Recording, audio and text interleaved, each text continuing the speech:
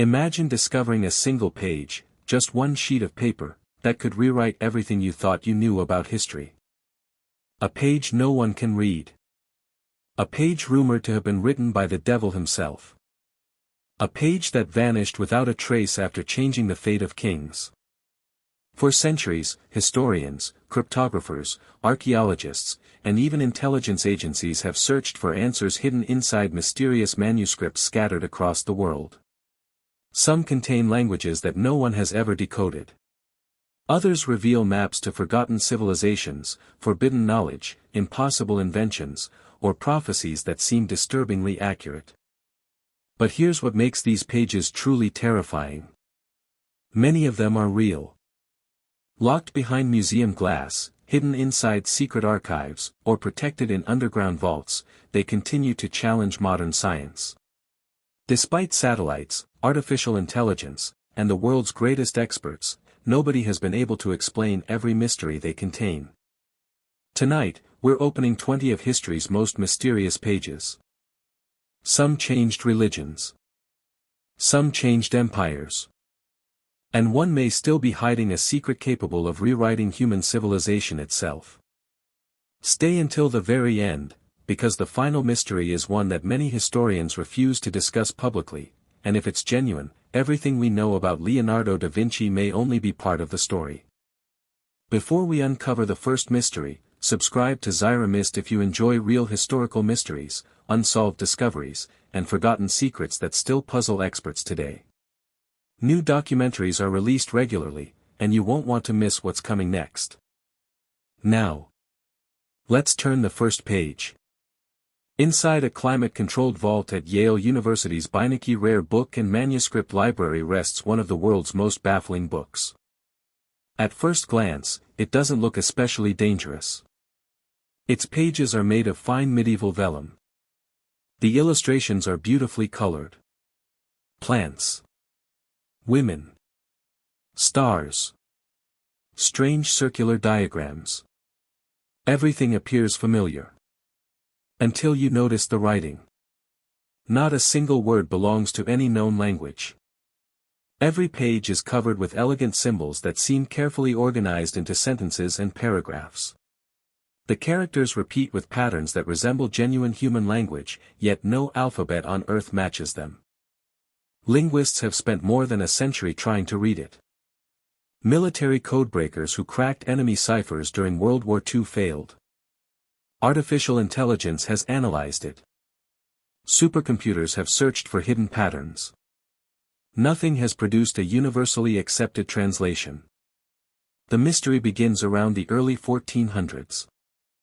Radiocarbon dating places the parchment between 1404 and 1438, making the manuscript over 600 years old. That alone rules out many theories claiming it was a modern hoax. Whoever created it used expensive materials. Vellum was costly. The pigments came from high-quality minerals. This wasn't the work of someone making a joke. It represented years of labor. The manuscript contains around 240 surviving pages, although experts believe several are missing. Those missing pages only deepen the mystery. What was removed? Who took them? And why? Researchers eventually divided the book into several strange sections. The first appears botanical. Hundreds of plants fill the pages. Some resemble real species. Others appear to combine leaves from one plant, roots from another, and flowers from something that has never existed. No botanist has successfully identified every illustration. Some argue the artist intentionally disguised real medicinal herbs. Others believe the plants belonged to species that disappeared centuries ago. A more skeptical theory suggests they were entirely imaginary. Yet creating hundreds of convincing fake plants with consistent artistic detail would have required remarkable imagination. The next section becomes even stranger. Astronomical diagrams spread across fold-out pages. Stars surround unfamiliar constellations.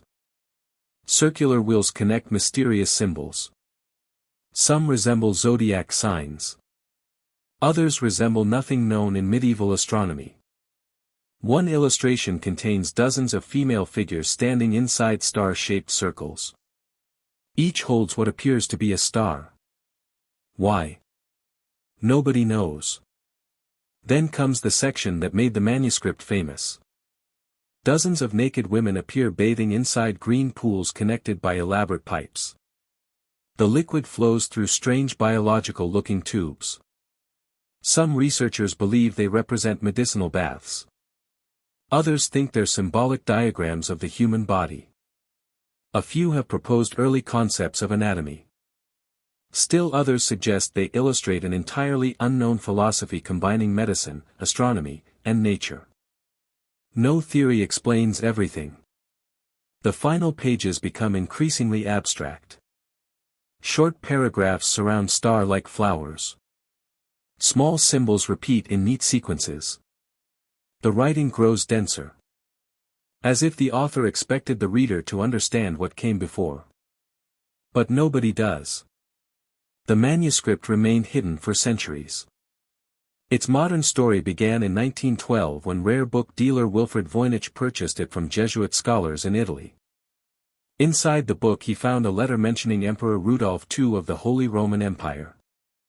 According to the letter, Rudolph allegedly paid an enormous sum believing the manuscript had been written by the English philosopher Roger Bacon. Modern historians doubt that attribution. Still, the letter proves influential collectors already considered the manuscript extraordinary hundreds of years ago. During the 20th century, the world's greatest cryptographers joined the hunt. William Friedman, one of America's most brilliant codebreakers, spent years studying the manuscript. He successfully broke Japan's famous purple cipher during World War II. Yet even Friedman eventually admitted defeat. He concluded the manuscript behaved like real language but refused to reveal its meaning. That statement haunted researchers. Because meaningless gibberish usually exposes itself through statistical analysis. The Voynich text does not. Its word frequencies resemble genuine languages. Its grammar appears internally consistent. Its structure follows complex rules. Almost as though someone invented an entirely functional language centuries before modern linguistics. Then computers entered the investigation. Artificial intelligence searched for links to Hebrew. Others compared it with Nahuatl, Arabic, Latin, Chinese, Turkish, and dozens of extinct languages. Some studies claimed partial success. Soon afterward, other researchers demonstrated flaws in those conclusions. Every promising breakthrough collapsed under scrutiny. One particularly fascinating theory suggests the manuscript hides information using multiple encryption systems layered together. If true, cracking one code would reveal another beneath it. Others believe the strange alphabet is merely a disguise for ordinary text written according to secret phonetic rules. Again, no proof. Then there are the more controversial ideas. Some believe the manuscript came from a forgotten civilization. Others think it preserves knowledge from a lost scientific tradition destroyed during religious persecution. A few speculate about extraterrestrial origins. Professional historians reject that explanation because no evidence supports it. Yet the mystery survives precisely because conventional answers remain incomplete. Perhaps the most chilling detail is this. The manuscript almost never contains obvious corrections. Across hundreds of pages, mistakes are surprisingly rare. Whoever wrote it knew exactly what every symbol meant. There was no hesitation. No uncertainty. No trial and error. Imagine writing hundreds of pages in a language only you understand. Without making mistakes. That's either extraordinary discipline. Or complete fluency. Even today, researchers continue scanning every page using multispectral imaging. Hidden ink. Erased notes. Invisible markings. Tiny clues. Each new technology promises answers. Each new technology leaves experts with even more questions. The Voynich manuscript has become more than an unsolved puzzle. It has become a mirror. Every generation projects its own theories onto its pages. Medieval medicine. Alchemy. Secret societies. Artificial intelligence. Lost civilizations. Ancient codes. Every era believes it has finally solved the mystery. Every era is eventually proven wrong. Perhaps that's the manuscript's greatest secret. Not what it says, but why it refuses to be understood. And somehow, that impossible book is only the beginning. Because the next mysterious pages weren't merely undeciphered. They remained buried for nearly 2,000 years before rewriting one of history's greatest religious stories. Imagine walking through one of the hottest and most unforgiving deserts on Earth. The wind carries nothing but dust. Towering limestone cliffs rise above the Dead Sea, their caves appearing empty for thousands of years. No one expects history to be hiding inside them. Yet in 1947, one accidental discovery transformed biblical archaeology forever. According to the most widely accepted account, a young Bedouin shepherd named Muhammad Dib was searching for a missing goat near the cliffs of Qumran. Hoping to scare the animal out of a cave, he threw a stone into the darkness. Instead of hearing the sound of rock hitting earth, he heard something shatter. Curious, he climbed inside. What he found looked ordinary at first, large clay jars, sealed and covered with centuries of dust. But inside those jars were ancient scrolls. Pages that had remained untouched for nearly 2,000 years. At first, nobody realized what they were. Some scrolls were sold through local antiquities dealers for only a small amount of money. Others changed hands several times before scholars understood their significance. By the time archaeologists reached the caves, history had already scattered in multiple directions. Over the following decade, researchers explored 11 caves surrounding Qumran. The results were astonishing. More than 900 manuscripts and tens of thousands of fragments emerged from the desert. Many were no larger than a postage stamp. Others remained almost completely intact. Piecing them together became one of the greatest historical puzzles ever attempted. The scrolls were written mainly in Hebrew, Aramaic, and Greek. Radiocarbon dating and paleographic analysis placed most of them between the 3rd century BCE and the 1st century CE. That made them the oldest known surviving copies of many biblical texts. For centuries, historians relied on manuscripts copied roughly 1,000 years after the original writings. Suddenly, those missing centuries had vanished. The Dead Sea Scrolls pushed the documentary history of the Hebrew Bible back by almost a millennium. One of the most famous discoveries became known as the Great Isaiah Scroll. Unlike tiny fragments, this scroll survived almost complete. When scholars compared it with modern versions of the Book of Isaiah, they expected major differences after centuries of copying. Instead, they found something remarkable. Most of the text remained strikingly consistent. Small spelling variations existed. Some wording differed. But overall, the preservation amazed biblical scholars. It demonstrated just how carefully ancient scribes copied sacred texts across generations. Yet the scrolls contained far more than biblical books. Many described community rules. Others recorded prayers, commentaries, legal discussions, and apocalyptic visions. One document, known as the War Scroll, described a dramatic final battle between the Sons of Light and the Sons of Darkness. Its vivid military imagery fueled endless debate. Was it symbolic? A prophecy? Or a reflection of real expectations held by the community living at Qumran? No one can say with certainty. Another text, the Copper Scroll, stood apart from all the others. Unlike fragile parchment or papyrus, it was engraved onto thin sheets of copper. Instead of religious teachings, it listed dozens of locations where enormous treasures were supposedly hidden. Gold, silver, temple artifacts, vast quantities of wealth. The directions were incredibly specific. Yet despite decades of searching, none of the legendary treasure has ever been conclusively found. Was the list genuine? Or was it written after the treasures had already disappeared forever? The mystery continues. As scholars translated more fragments, another question emerged. Who wrote these scrolls? The traditional theory points to a Jewish sect known as the Essenes, believed to have lived near Qumran in a disciplined religious community. Ancient writers such as Josephus, Philo of Alexandria, and Pliny the Elder described groups whose beliefs resemble those reflected in several of the scrolls. The evidence seems persuasive. But not everyone agrees.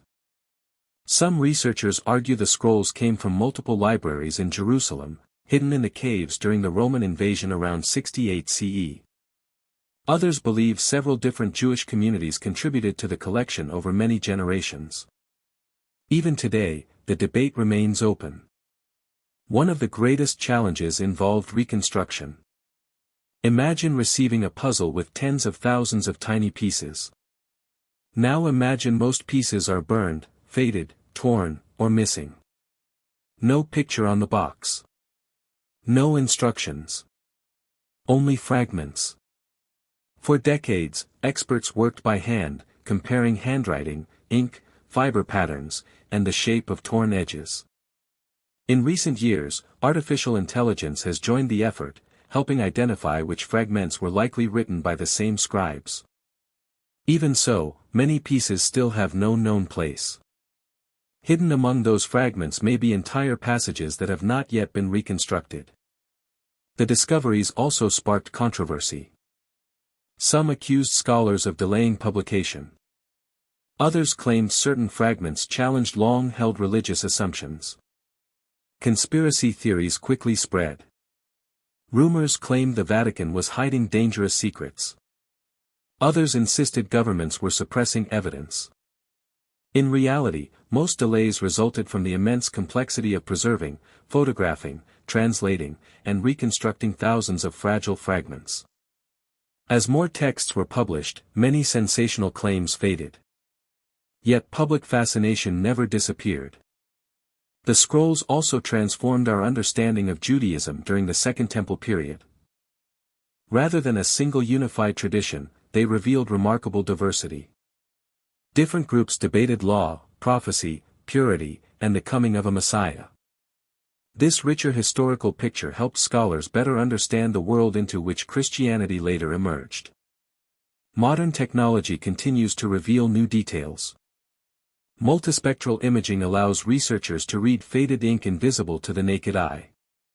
Digital reconstruction helps reunite fragments separated for decades. Every improvement uncovers words that seemed permanently lost.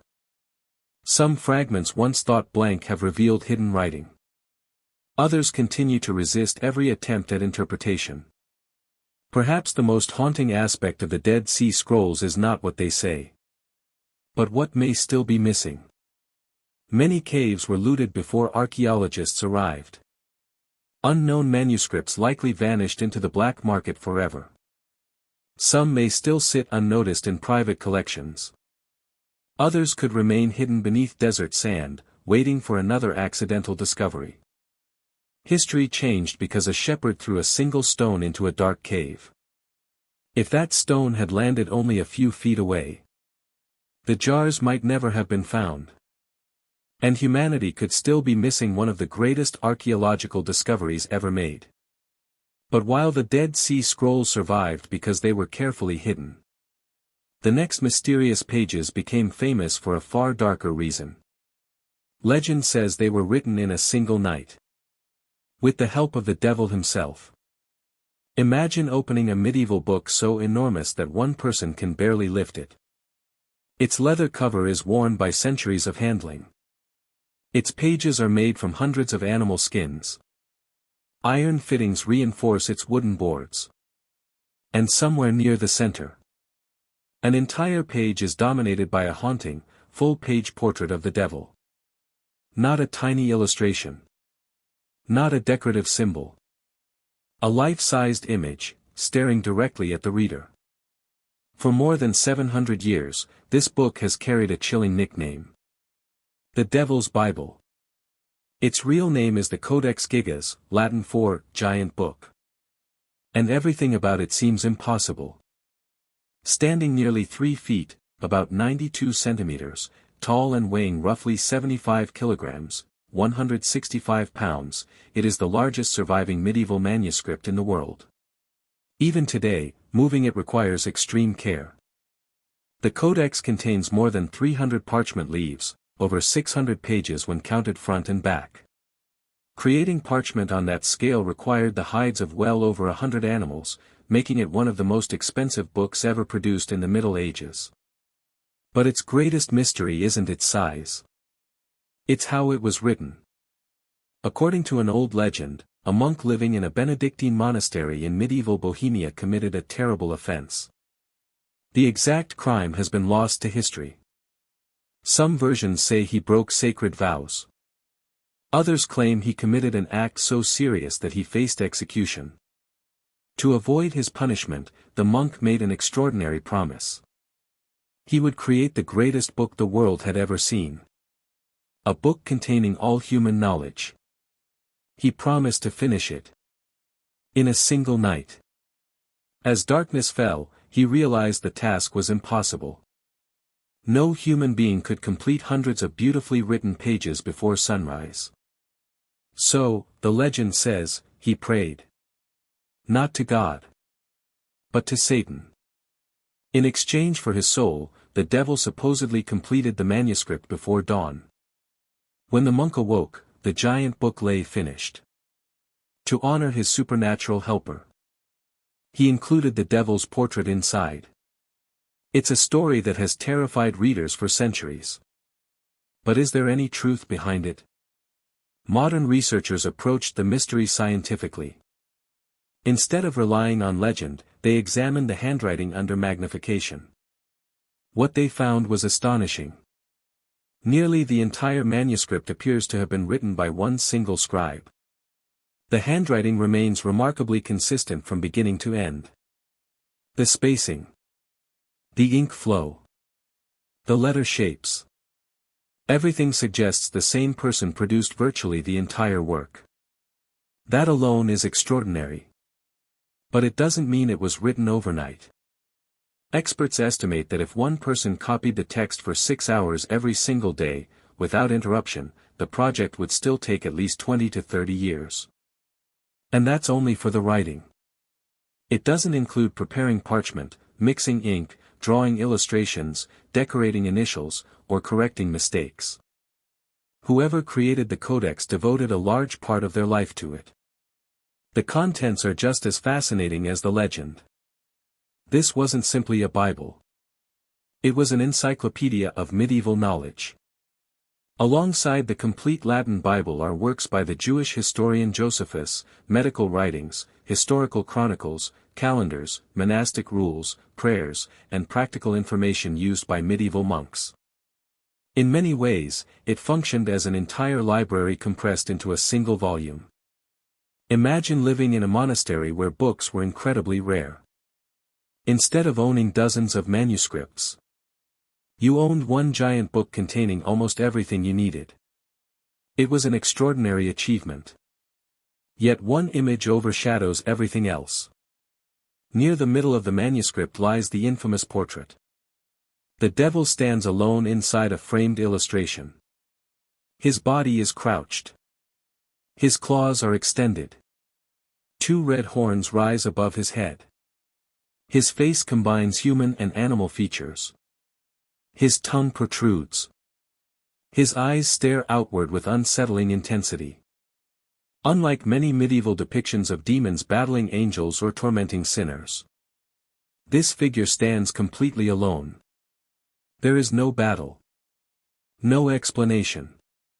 Just silence. Turn the page, and you'll find a magnificent image of the heavenly city. Some historians believe the 2 pages were intentionally placed opposite one another, symbolizing the eternal choice between salvation and damnation. Whether or not that interpretation is correct, the visual contrast is unforgettable. The manuscript also contains something surprisingly human. Scattered throughout its pages are corrections. Not many. But enough to remind us that despite the legend, this was almost certainly the work of a real person. The scribe occasionally adjusted words, refined lettering, or fixed minor errors. Even so, the consistency remains astonishing. Imagine maintaining nearly identical handwriting for decades. Most people struggle to keep their handwriting consistent over a single notebook. This unknown monk maintained it across hundreds of enormous pages. That level of discipline borders on unbelievable. The Codex Gigas also survived disasters that destroyed countless other manuscripts. In the late 1600s, it became part of the Swedish royal collection after being taken as war booty during the 30 Years' War. Today it is preserved in Stockholm, where temperature and humidity are carefully controlled to protect its fragile parchment. Its survival is almost miraculous. Many medieval libraries were destroyed by fire. Wars consumed monasteries. Moisture, insects, and neglect erased thousands of priceless books forever. Yet the Codex endured. Naturally, legends continued to grow. Some visitors claimed they felt uneasy standing beside it. Others believed misfortune followed those who tried to exploit its secrets. Stories spread that strange events occurred whenever the manuscript changed hands. No credible historical evidence supports these supernatural claims. But myths have always surrounded extraordinary objects. And few books are more extraordinary than this one. Modern science has answered many questions. Radiocarbon dating supports a medieval origin. Ink analysis aligns with materials available during the period. Handwriting studies strongly suggest a single primary scribe. The one night legend almost certainly belongs to folklore rather than history. Yet one question remains. Why create such a colossal manuscript in the first place? Was it an act of devotion? A monument to knowledge? A personal mission spanning decades? Or an attempt by one monk to ensure that his life's work would never be forgotten? His name has faded. His face is lost. His voice vanished centuries ago. But his handwriting still speaks from every page. Perhaps that's the strangest mystery of all. The devil probably didn't write the Codex Gigas. A human did. And somehow, that may be even more impressive. Because true obsession can achieve things that later generations mistake for miracles. But if the devil's Bible leaves us wondering how one person created something so extraordinary, the next mysterious pages raise an even stranger question. What if an entire book was written in a language that no one on earth has ever been able to identify? A manuscript so baffling that every attempt to translate it has ended in failure. Its name is the Rohank Codex. And its secrets remain locked away to this very day. Imagine receiving a book filled with thousands of symbols. None of them matching any known alphabet. Not Latin. Not Greek. Not Arabic. Not Hebrew. Not Sanskrit. Not even the mysterious script of the Voynich manuscript. Every page appears carefully written, as though it carries an important message. Yet for nearly 2 centuries, no one has been able to read it. This is the mystery of the Rohank Codex, one of history's most frustrating unsolved manuscripts. Unlike many ancient books whose origins are well documented, the Rohank Codex seems to appear almost out of nowhere. The manuscript takes its name from the town of Rohank, known today as Recknitz, Austria, where it was once kept in the library of Hungarian nobleman Count Gustav Bathiany. In the early 1800s, the Count donated thousands of books to the Hungarian Academy of Sciences. Among them was one volume unlike anything scholars had ever seen. At first, researchers assumed someone had simply written in an unfamiliar language. But when they counted the symbols, everything changed. Most alphabets use between 20 and 50 basic characters. Even complex writing systems rarely exceed a few hundred. The Rohank Codex contains well over 100 distinct symbols, with some studies identifying nearly 200 unique characters, depending on how variants are counted. That immediately created a problem. If every symbol represented a letter, the alphabet was impossibly large. If they represented words, why did they repeat in such structured patterns? Nothing seemed to fit. The text flows neatly across 448 small pages, each line written with remarkable consistency. Whoever created it clearly understood the writing system. There are no random scribbles. No obvious corrections. No signs of confusion. To the author, the manuscript made perfect sense. To everyone else, it remains unreadable. Then there are the illustrations. Scattered throughout the book are dozens of small drawings. At first glance, they appear medieval. Soldiers carrying banners. Religious ceremonies. Castles. Battles. Cities. But a closer look reveals something extraordinary. Some illustrations include Christian crosses. Others display Islamic crescents. A few even contain symbols associated with different religious traditions on the same page. It is an unusual combination. Was the manuscript describing a region where multiple cultures coexisted? Was it documenting conflict? Trade? Or was the artist simply borrowing familiar symbols without deeper meaning? No one knows. The illustrations offer clues, but never enough to solve the puzzle. Naturally, theories exploded. Some scholars believed the text was written in an early form of Hungarian. Others suggested Romanian. Still others proposed ancient Turkic, Sanskrit, or an entirely lost language. Each new translation claimed success. Each eventually fell apart. One researcher announced he had decoded historical events hidden in the manuscript. Other linguists quickly demonstrated major flaws in the method. Another claimed it contained religious teachings. Again, independent experts could not reproduce the results. Every breakthrough ended the same way. With disappointment. Then came an even more unsettling possibility. What if the manuscript wasn't written in a language at all? Could it be an elaborate cipher? A secret code created to hide politically dangerous information? Throughout history, rulers, spies, and religious groups often encrypted sensitive documents.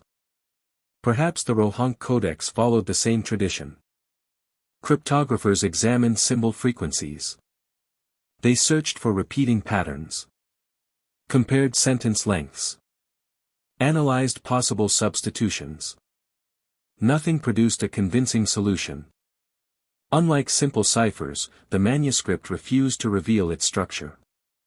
If it is encrypted, the method remains unknown. Another possibility is even stranger. Some experts have suggested the symbols represent syllables rather than letters. Others believe individual symbols might stand for entire words. A few researchers proposed a complex writing system combining phonetic and symbolic elements. Such systems have existed before. Ancient Egyptian hieroglyphs, for example, combined sounds with symbolic meanings. Could the Rohank Codex work the same way? Perhaps. But without knowing even one confirmed word, every theory remains speculation. The age of the manuscript also remains uncertain. Unlike the Dead Sea Scrolls or the Codex Gigas, the Rohank Codex lacks definitive historical records describing its creation. Paper analysis suggests it may date to the 16th or 17th century, though some scholars have proposed slightly different periods. The uncertainty only deepens the mystery. Who wrote it? Where? And for whom?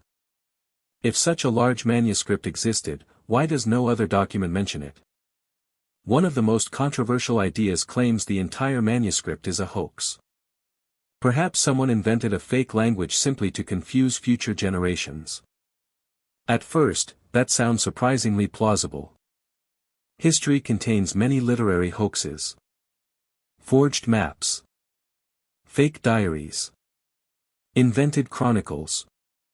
Why not an imaginary manuscript? But the deeper researchers looked, the less convincing that explanation became. Creating nearly 450 pages filled with internally consistent writing would require extraordinary dedication. The author maintained recurring patterns, spacing, punctuation-like structures, and visual consistency across hundreds of pages. That's an enormous amount of work for a joke that might never be discovered. Most hoaxes seek attention.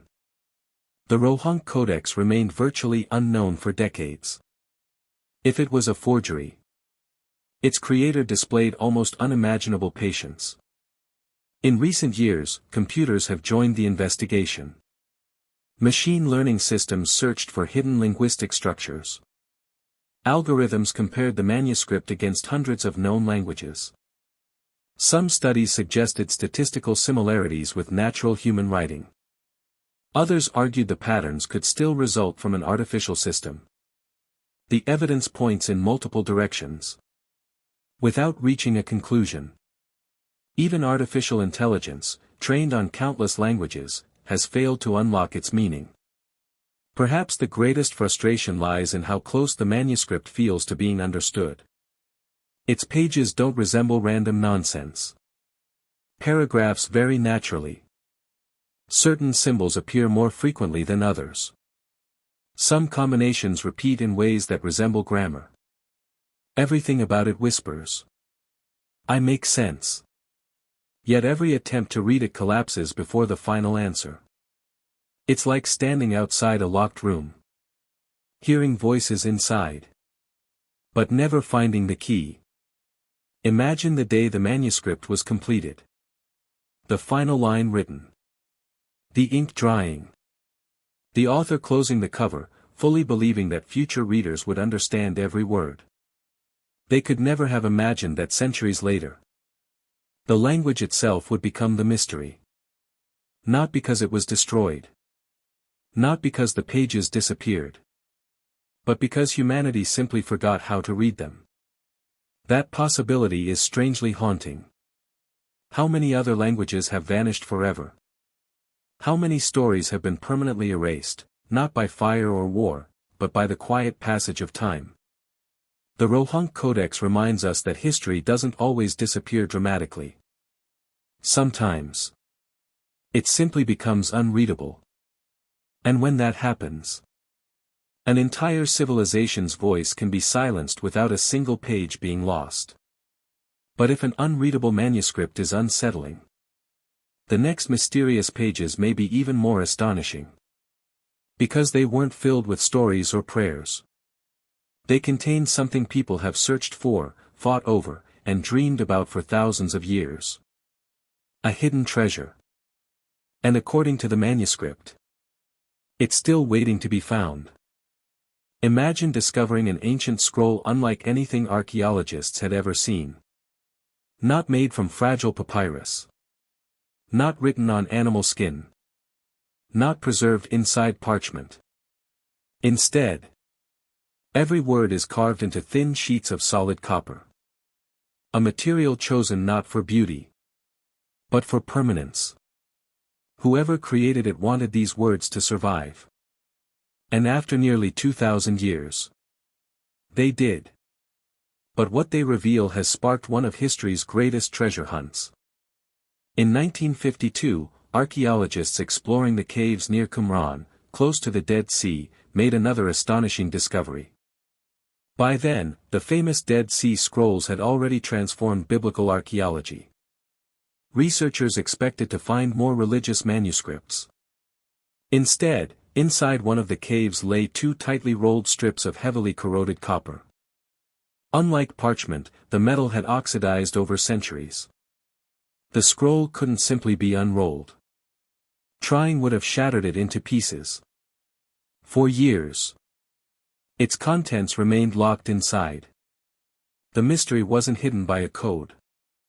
It was hidden by corrosion. Eventually, scientists developed an extraordinary solution. Instead of forcing the scroll open, engineers carefully cut it into narrow strips using specialized equipment. Piece by piece, the text finally became visible. What emerged shocked everyone. This wasn't a prayer. It wasn't a prophecy. It wasn't scripture. It was a treasure inventory.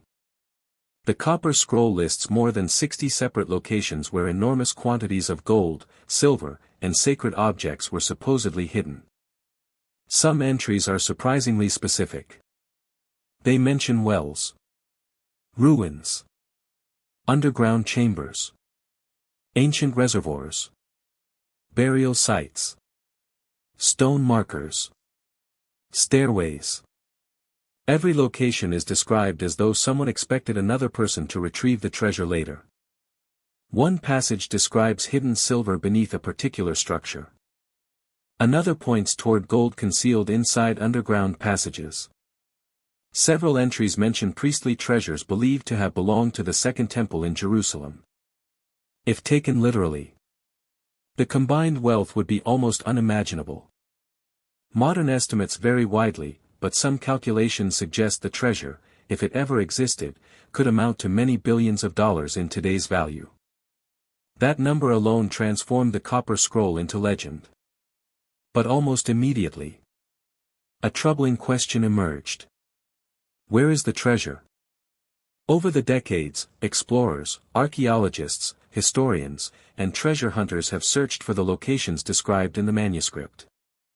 Some believe the riches were hidden before the Romans destroyed Jerusalem in 70 CE. Others argued the scroll referred to symbolic or ceremonial deposits rather than literal treasure. Many sites mentioned in the text can no longer be identified with certainty. Landscapes change. Cities disappear. Names evolve. Even if the directions were once perfectly accurate, they may now point to places that no longer exist. Unlike the other Dead Sea Scrolls, the Copper Scroll also stands out because of its writing style. Its language is practical, direct, almost like instructions. There are no long theological discussions, no poetic reflections, no philosophical arguments. Just location after location, distance after distance, storage place after storage place. It reads less like literature, and more like the inventory records of someone responsible for protecting immense wealth. That practical tone has convinced many scholars that the author expected the information to be used. This wasn't fiction. At least, not in the author's mind. Then came another mystery.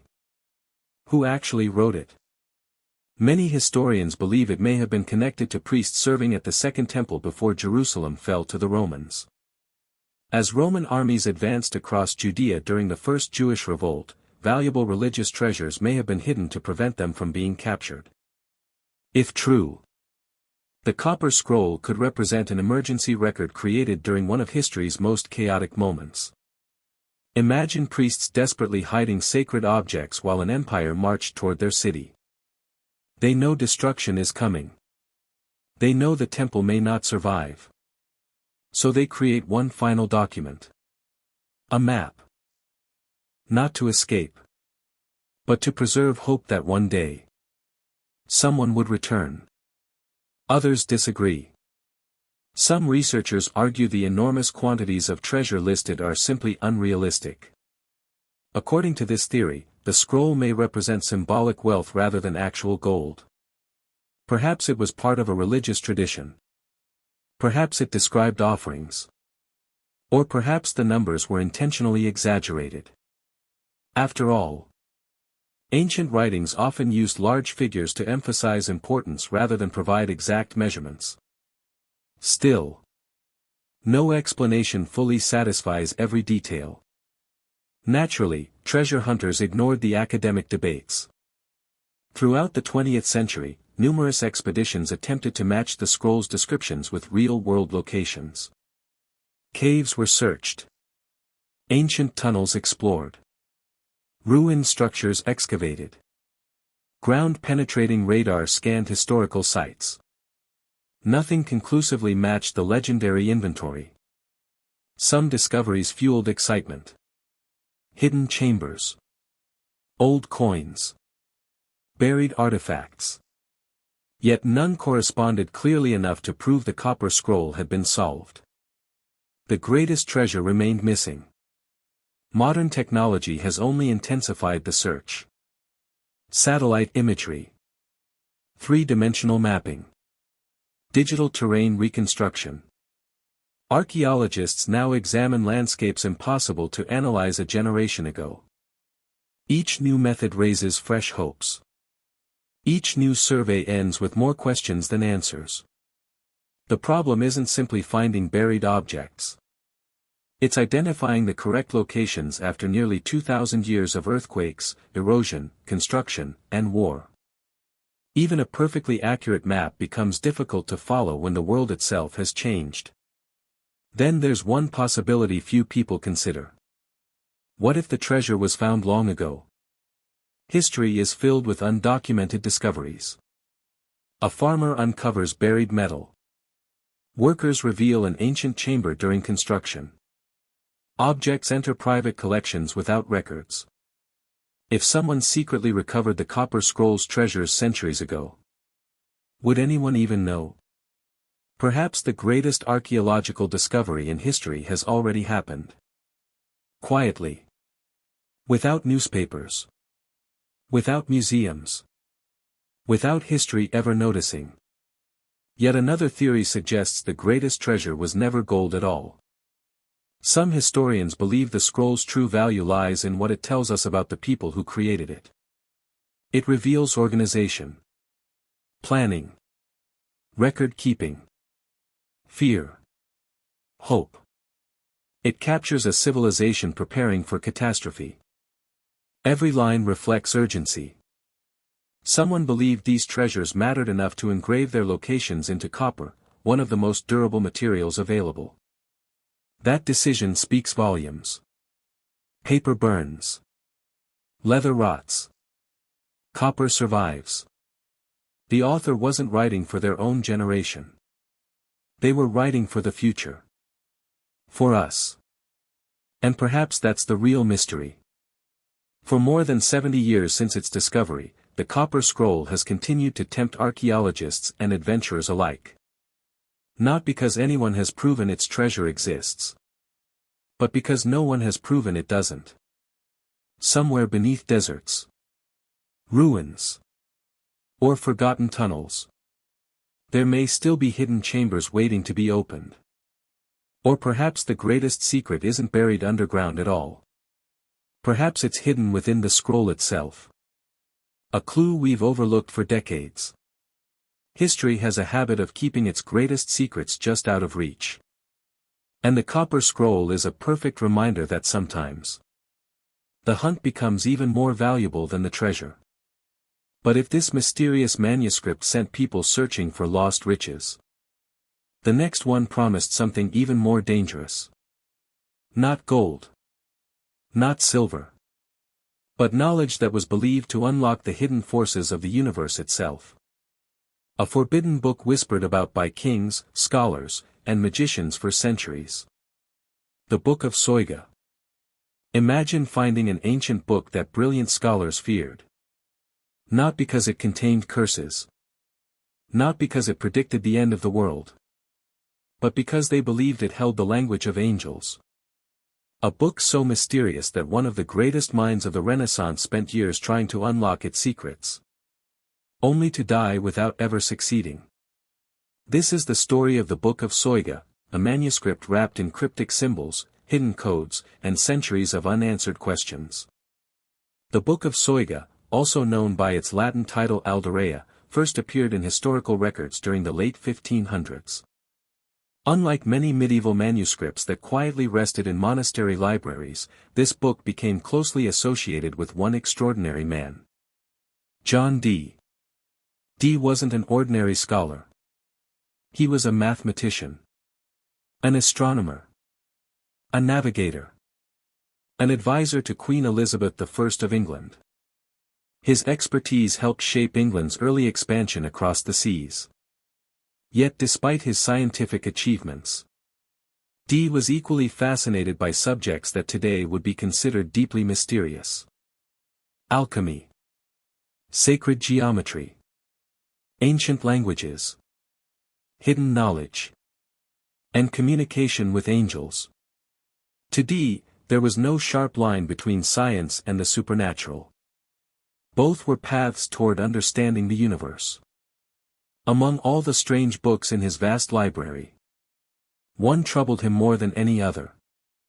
The Book of Soiga. At first glance, it seemed like a collection of philosophical writings, magical prayers, and mystical diagrams. But buried inside its pages were something entirely different. Dozens of enormous tables, each one filled with hundreds of perfectly arranged letters. Rows. Columns. Thousands upon thousands of characters. No explanation. No instructions. Just patterns. Beautiful. Precise. And utterly incomprehensible. Dee believed these mysterious tables concealed extraordinary knowledge. But how were they meant to be read? Were they encrypted? Mathematical? Linguistic? Or something else entirely? He spent years studying them. Comparing patterns. Searching for hidden rules. Testing possible ciphers. Nothing worked. The deeper he investigated, the further the solution seemed to drift away. Eventually, Dee became so desperate that he turned to spiritual methods. Together with his associate Edward Kelly, he conducted sessions in which Kelly claimed to communicate with angels. According to Dee's detailed journals, he asked a remarkable question. Who created the Book of Soiga? The alleged answer stunned him. The angels reportedly declared that the book had existed before the Great Flood and that only the biblical Adam had fully understood its secrets. Whether one accepts those claims or not, they reveal how mysterious the manuscript already seemed in the 16th century. Even the greatest scholars of the age believed its origins might lie beyond ordinary history. Then, the manuscript disappeared. For centuries. As libraries were dispersed and private collections changed hands, the Book of Soiga simply vanished. Historians assumed it had been lost forever. Some believed it had been destroyed. Others suspected it still existed somewhere in an unknown archive. The mystery only grew with time. Without the original book, there could be no solution. Then, in the 1990s, something remarkable happened. Researchers searching through old library catalogs made an unexpected discovery. Not one, but two surviving copies of the Book of Soiga had quietly remained in major European libraries for generations. One was preserved in the British Library. The other in the Bodleian Library at the University of Oxford. The book that had haunted John Dee had never truly vanished. It had simply been forgotten. For historians, it was like reopening a locked door after hundreds of years. Now modern cryptographers entered the investigation. Could computers finally solve what had defeated John Dee? Researchers digitized the strange tables. Algorithms searched for hidden mathematical structures. Patterns emerged. Some of the letter grids followed surprisingly consistent rules. Certain rows appeared to generate others through systematic transformations. This suggested the tables were not random. Someone had designed them carefully. Yet knowing that they followed rules was not the same as understanding their purpose. The code remained unbroken.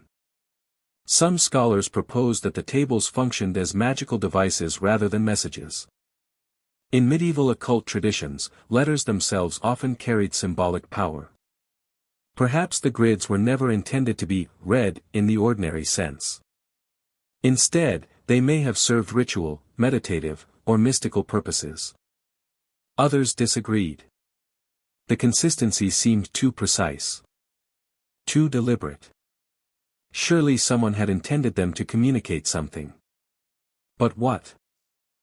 The surrounding text offered only limited clues. The manuscript discussed astrology, spiritual philosophy, protective prayers, the nature of creation. Many passages reflected ideas common among Renaissance scholars fascinated by hidden wisdom. Yet the mysterious tables remained isolated from the rest of the text, almost as if they belonged to an entirely different work. It was like finding an encrypted hard drive inside an ordinary book. The container made sense. The contents did not. The Book of Soyga also reminds us of an important historical truth. During the Renaissance, the world's greatest thinkers often refused to separate science from mystery. Astronomy existed beside astrology. Chemistry evolved from alchemy. Mathematics mixed with sacred symbolism. To modern readers, that combination may seem contradictory. To scholars like John D. It was perfectly logical. He believed the universe itself was written in hidden patterns. If those patterns could be understood, humanity might glimpse the mind of its creator. Perhaps that's why he never gave up, even when every attempt failed. Today, the Book of Soyga continues to inspire cryptographers, historians, and linguists. Every few years, a new theory appears. Someone claims the tables encode Hebrew. Another proposes advanced mathematics. Someone else suggests astronomical calculations. Each theory explains part of the mystery, but none explains all of it. The manuscript remains silent, waiting. Imagine the anonymous author carefully drawing thousands of letters into perfect grids. They knew exactly what every symbol meant. Every row. Every column. Every sequence. They likely assumed future readers would understand the system. Instead, centuries passed. Empires rose and fell. Languages changed. Civilizations transformed. And the key disappeared. Not because the book was destroyed, but because the knowledge needed to read it simply faded away. Perhaps that's what makes the Book of Soyga so fascinating. It's not merely an unsolved puzzle. It's evidence that history can lose ideas without losing the pages themselves. The manuscript survived. The ink survived. The word survived. Only understanding vanished. And sometimes, that is the greatest mystery of all. Because once knowledge disappears, even the clearest writing can become impossible to read.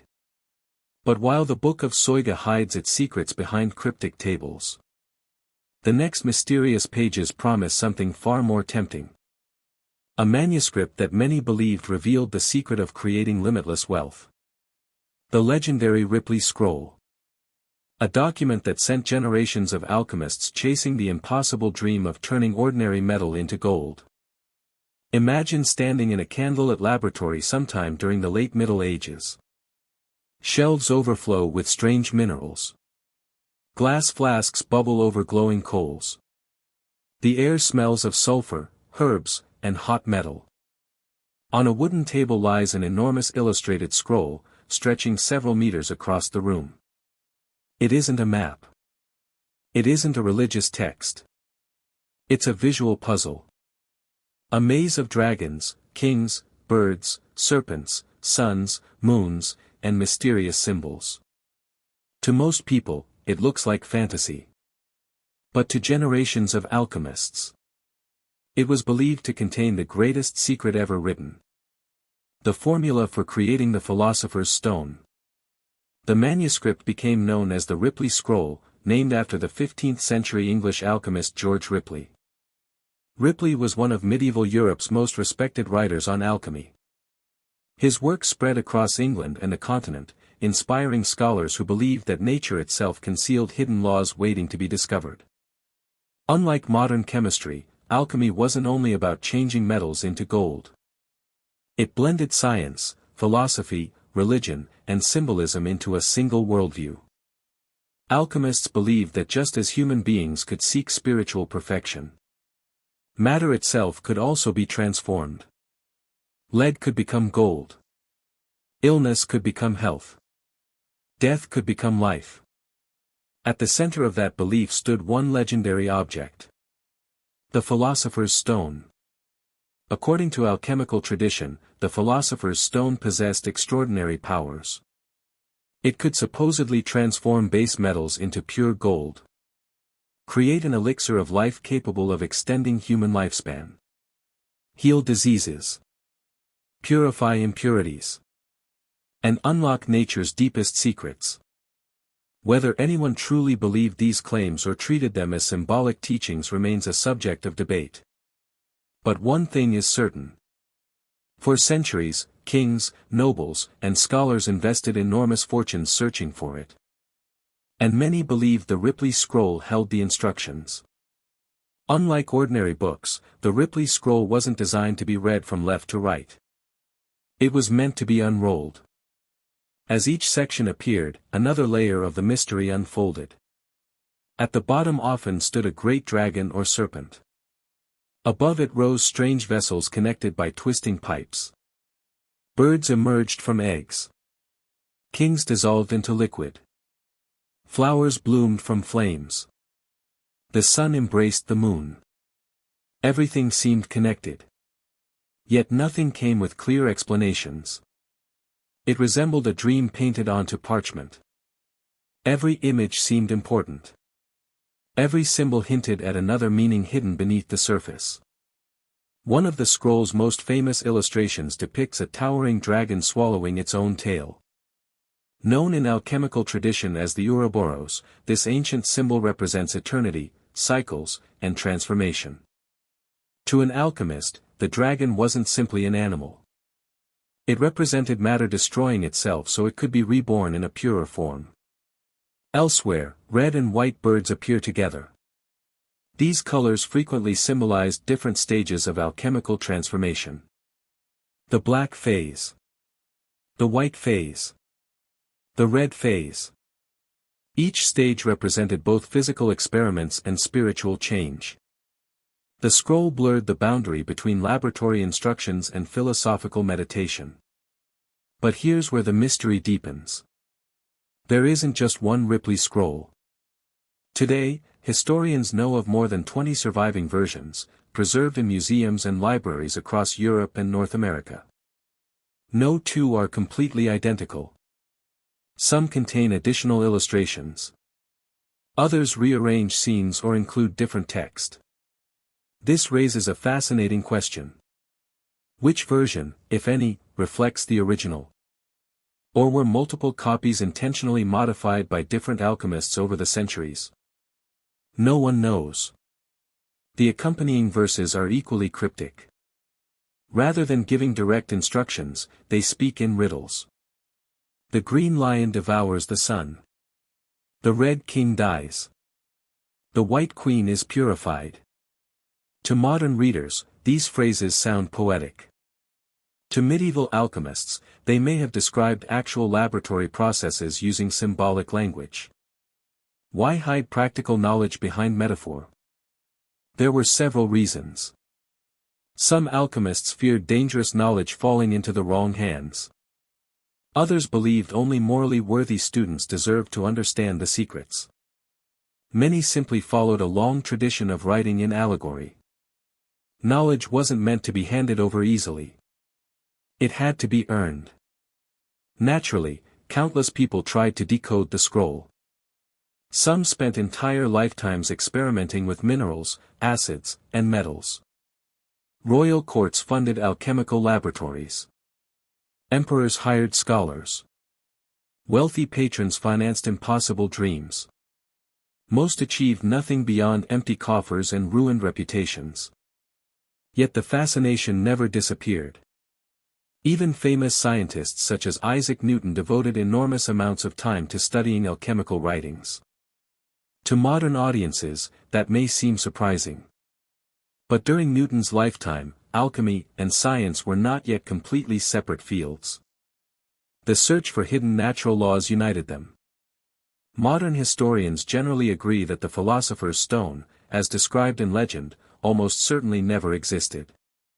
No verified evidence shows anyone transformed ordinary metals into gold using a magical substance. However, dismissing alchemy entirely would miss its historical importance. The careful observation of materials, repeated experiments, precise record keeping. These practices helped lay foundations for the development of modern chemistry. In chasing impossible dreams, alchemists sometimes made very real discoveries. The Ripley Scroll itself remains a masterpiece of medieval symbolism. Art historians admire its extraordinary illustrations. Historians of science study its encoded ideas. Cryptographers examine its layered metaphors. Yet no universal interpretation exists. Every expert sees something slightly different. Some believe it records genuine laboratory procedures. Others argue it's purely spiritual. A few suggest it combines both. Perhaps that's exactly what its creator intended. Imagine spending years painting every figure by hand. Every dragon. Every king. Every flower. Every alchemical vessel. The artist clearly expected future readers to recognize the symbols. At the time. Perhaps they did. But symbols change. Meanings fade. Traditions disappear. Today we inherit the images. But not always the knowledge behind them. The scroll survives. Its language of symbols does not. And maybe that's the true lesson of the Ripley Scroll. History doesn't only lose words. It also loses ways of thinking. Entire systems of knowledge can vanish even when every page remains intact. The pictures continue speaking. But humanity has forgotten how to listen. Perhaps somewhere inside those winding dragons and glowing suns lies a message we still haven't understood. Or perhaps the greatest treasure hidden within the scroll isn't gold at all. It's a glimpse into how our ancestors tried to understand a mysterious universe. But if the Ripley Scroll hides its secrets in symbols and allegories, the next mysterious pages contain something even stranger. A book wrapped around an Egyptian mummy. Written in a language no one knew existed until the 19th century. Its name is the Liber Linteus, the world's longest surviving text in the mysterious Etruscan language. Imagine buying an Egyptian mummy as a souvenir. Not for scientific research. Not for archaeology. Simply as an unusual collector's item. Now imagine discovering that the strips of cloth wrapped around the mummy aren't ordinary linen at all. They're pages from a lost book. A book written in a language that almost no one on Earth can understand. That incredible discovery gave the world one of history's strangest manuscripts. The Liber Linteus. Known today as the Liber Linteus Zagreboiensis, it is the longest surviving text ever found in the mysterious Etruscan language, a civilization that once flourished across ancient Italy before being absorbed by the expanding Roman Republic. Ironically, the book survived not because anyone tried to preserve it. It survived because someone cut it into strips and used it to wrap a mummy. The story begins in the 19th century. In 1848, Croatian official Mihajlo Beric purchased an Egyptian mummy while traveling in Alexandria. At the time, collecting Egyptian antiquities had become fashionable across Europe. The mummy was transported to Croatia and displayed for years. Like many collectors of the era, Beric admired the artifact, but paid little attention to its wrappings. After his death, scholars examined the linen more closely. What they found was astonishing. The writing covering the cloth wasn't Egyptian. It belonged to an entirely different civilization. One that had lived more than 1,000 kilometers away. How did an Etruscan manuscript end up wrapped around an Egyptian mummy? No one knows for certain. The linen strips were carefully removed and reconstructed. Piece by piece. Researchers realized they had recovered portions of a book originally consisting of several long columns of text. Today, the reconstructed manuscript contains around 1,200 readable words, making it the most extensive surviving document in the Etruscan language. That might sound like enough to translate it. But there was one enormous problem. No one truly understands Etruscan. The Etruscans dominated parts of central Italy long before Rome became an empire. They built prosperous cities, developed advanced engineering, produced remarkable works of art, influenced Roman religion, architecture, and politics. Even several early Roman kings are believed to have been Etruscan. Yet despite their enormous influence, their language largely vanished. When Latin became dominant, Etruscan gradually disappeared from everyday life. By the 1st century CE, very few people could still read it. Eventually, no one could. Unlike Egyptian hieroglyphs, which were unlocked through the Rosetta Stone, Etruscan has no perfect bilingual key. Researchers can pronounce many of the words because the alphabet resembles forms of the Greek script. But pronunciation isn't the same as understanding. Imagine reading every word in a language you've never learned. You can say the sounds, but their meaning remains hidden. That's the challenge facing linguists today. Even so, centuries of research have revealed fragments of understanding. Certain words appear repeatedly beside dates and ceremonial phrases. Others resemble names of deities known from Etruscan religion. This has led most scholars to conclude that the Liber Linteus is probably a ritual calendar. The manuscript appears to describe religious ceremonies to be performed on specific days of the year.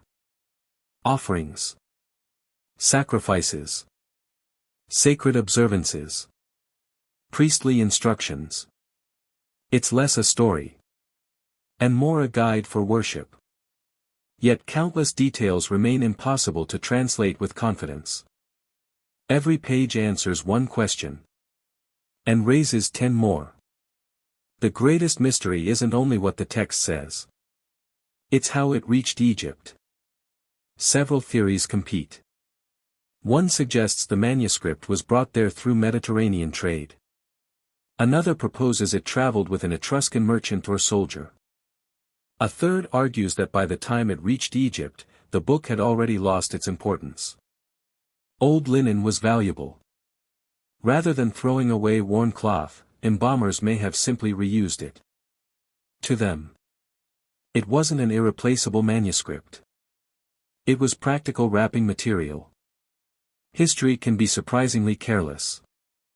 Imagine that moment. An ancient embalmer cuts apart a forgotten religious book. Not out of disrespect. Simply because it provides useful fabric. They could never have imagined that thousands of years later, those scraps would become humanity's greatest surviving Etruscan text. Sometimes history survives in the most accidental ways. Libraries burn. Temples collapse.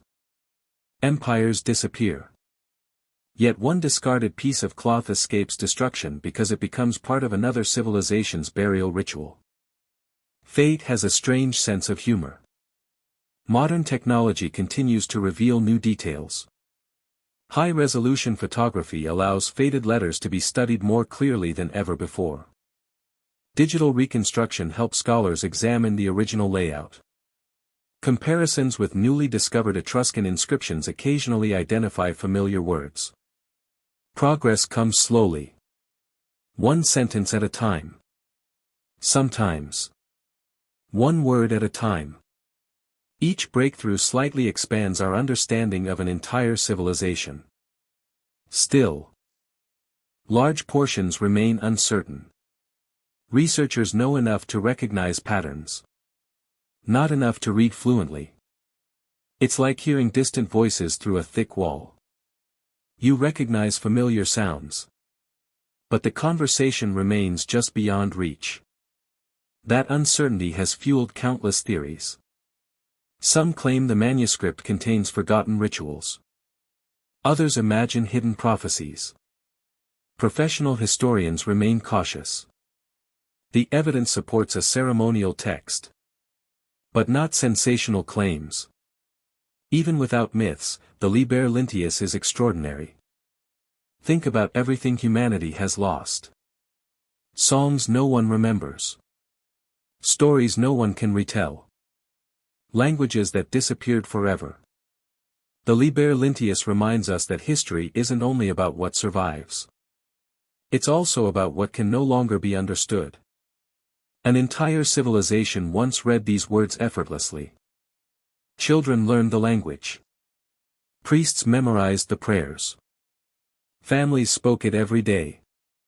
Today, the civilization is gone. The voices are silent. Only fragments remain. Perhaps that's why this manuscript feels so haunting. The pages survived. The ink survived. Even the cloth survived. But the world that gave those words meaning has vanished. It's like discovering a message in a bottle.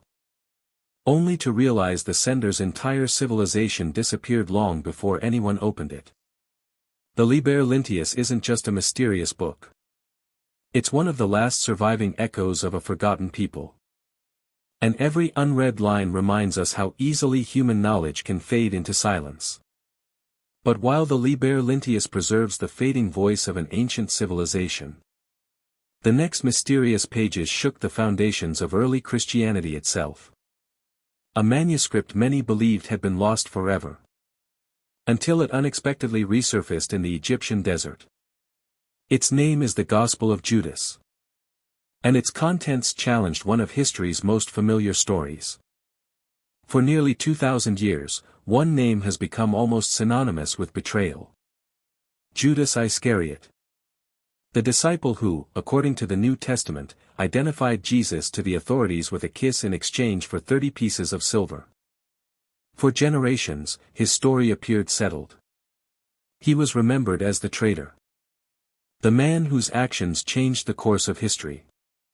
But then, a forgotten manuscript emerged from the Egyptian desert. And suddenly, historians were forced to ask an uncomfortable question. What if another version of the story had existed all along? Sometime during the 1970s, looters searching for ancient artifacts near El Minya, Egypt, uncovered a weathered papyrus codex hidden inside a limestone box. At first glance, it seemed like countless other ancient manuscripts discovered across Egypt. Fragile. Dust-covered. Poorly preserved. No one realized that one of its texts would ignite global debate. Instead of being carefully delivered to scholars, the manuscript entered the antiquities market. It changed hands repeatedly. For years, it was stored under poor conditions. At one point, parts of the papyrus were even kept inside a bank vault, where changes in temperature and humidity caused further damage.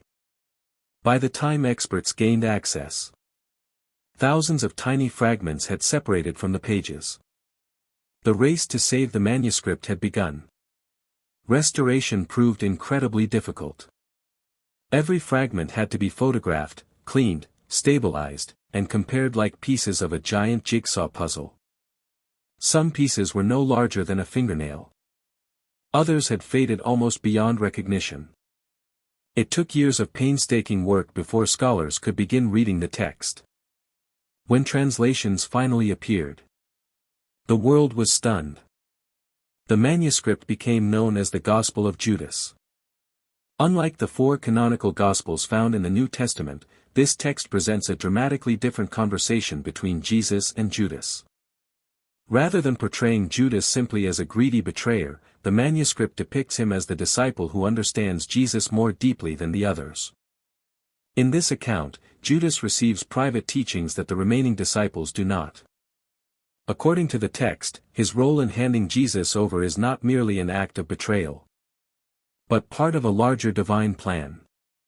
It was a shocking interpretation. Not because historians suddenly accepted it as historical fact, but because it revealed just how diverse early Christian beliefs once were.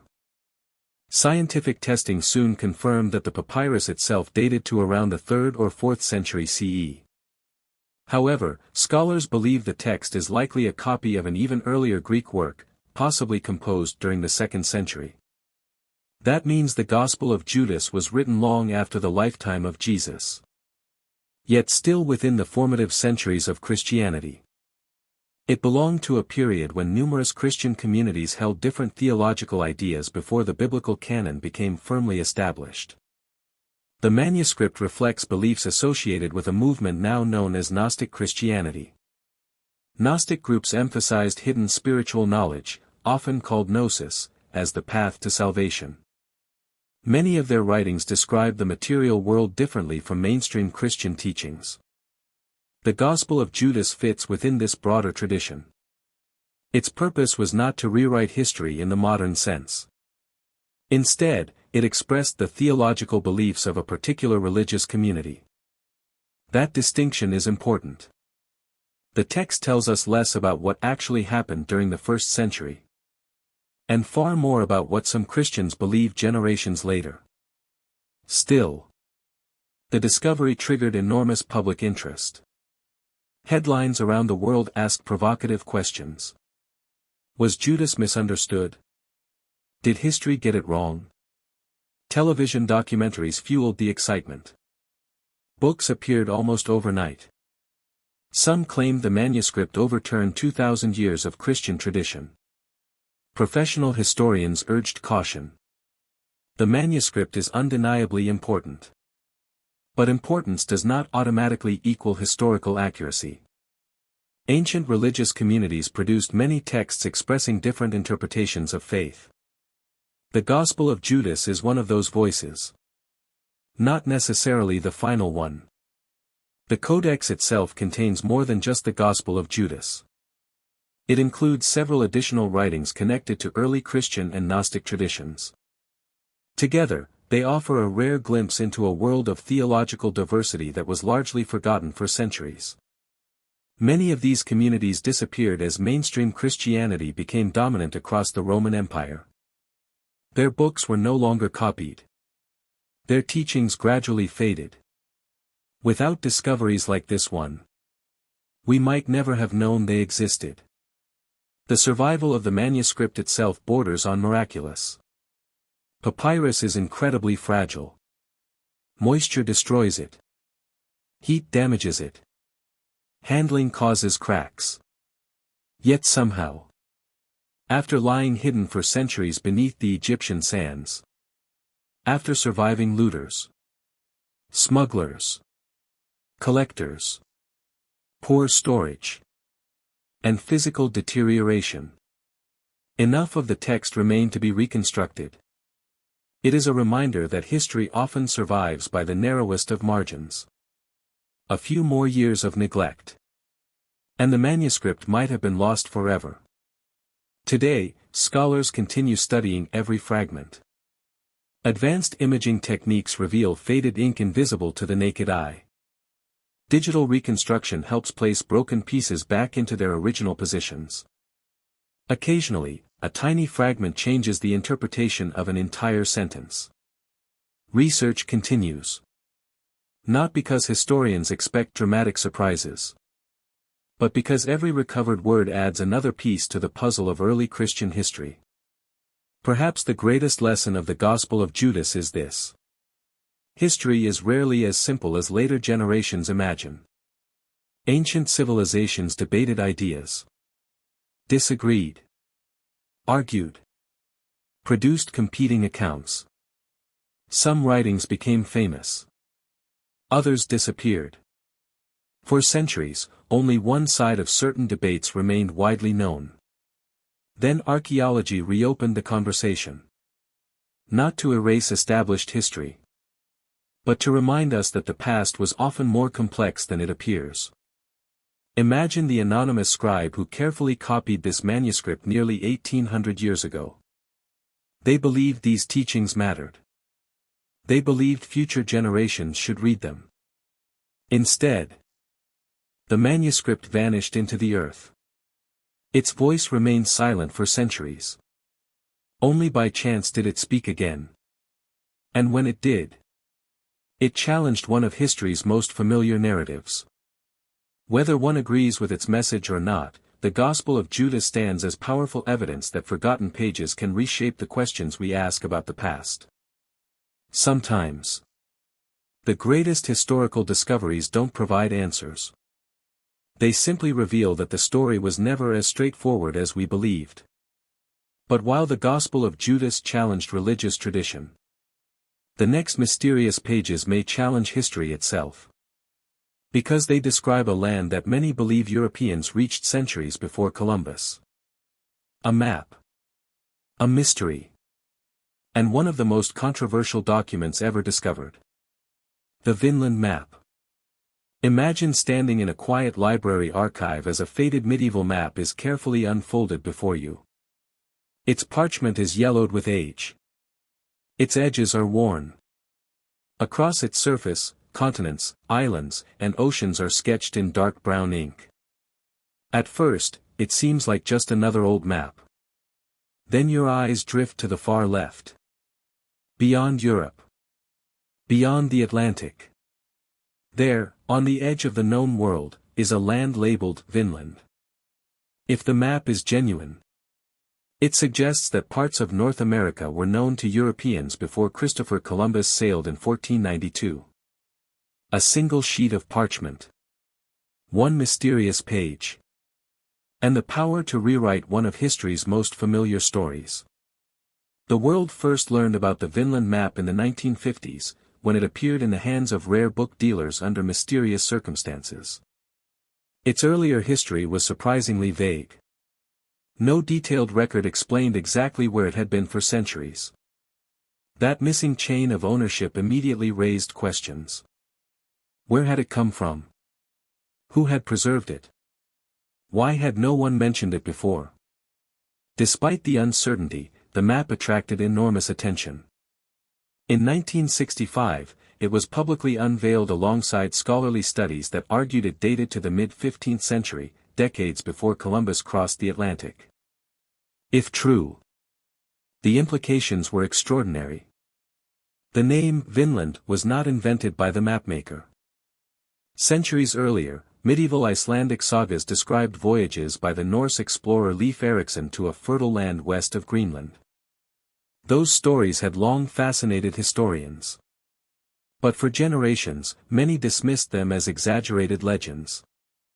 The Vinland map appeared to provide physical evidence that knowledge of those western lands had reached Europe.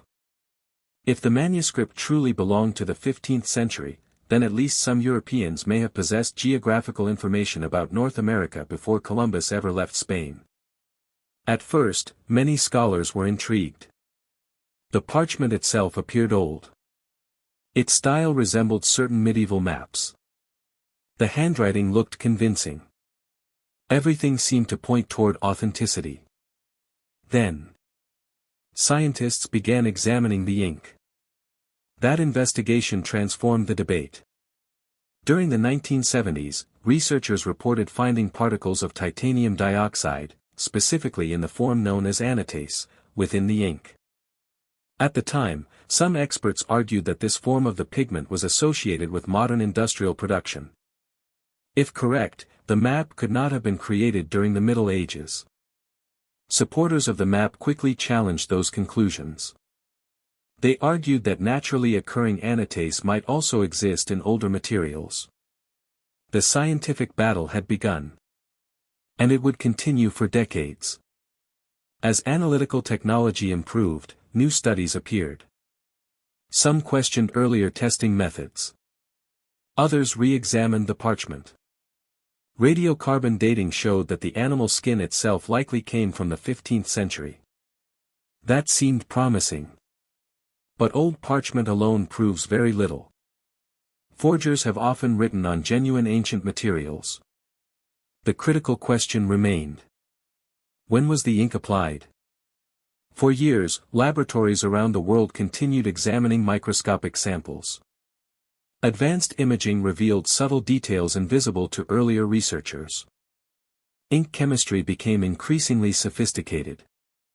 Each new report seemed to support one side. Then another. The Vinland map became one of the most hotly debated manuscripts in modern historical scholarship. Not because everyone agreed. but because no one wanted to be wrong. Meanwhile, archaeology quietly advanced.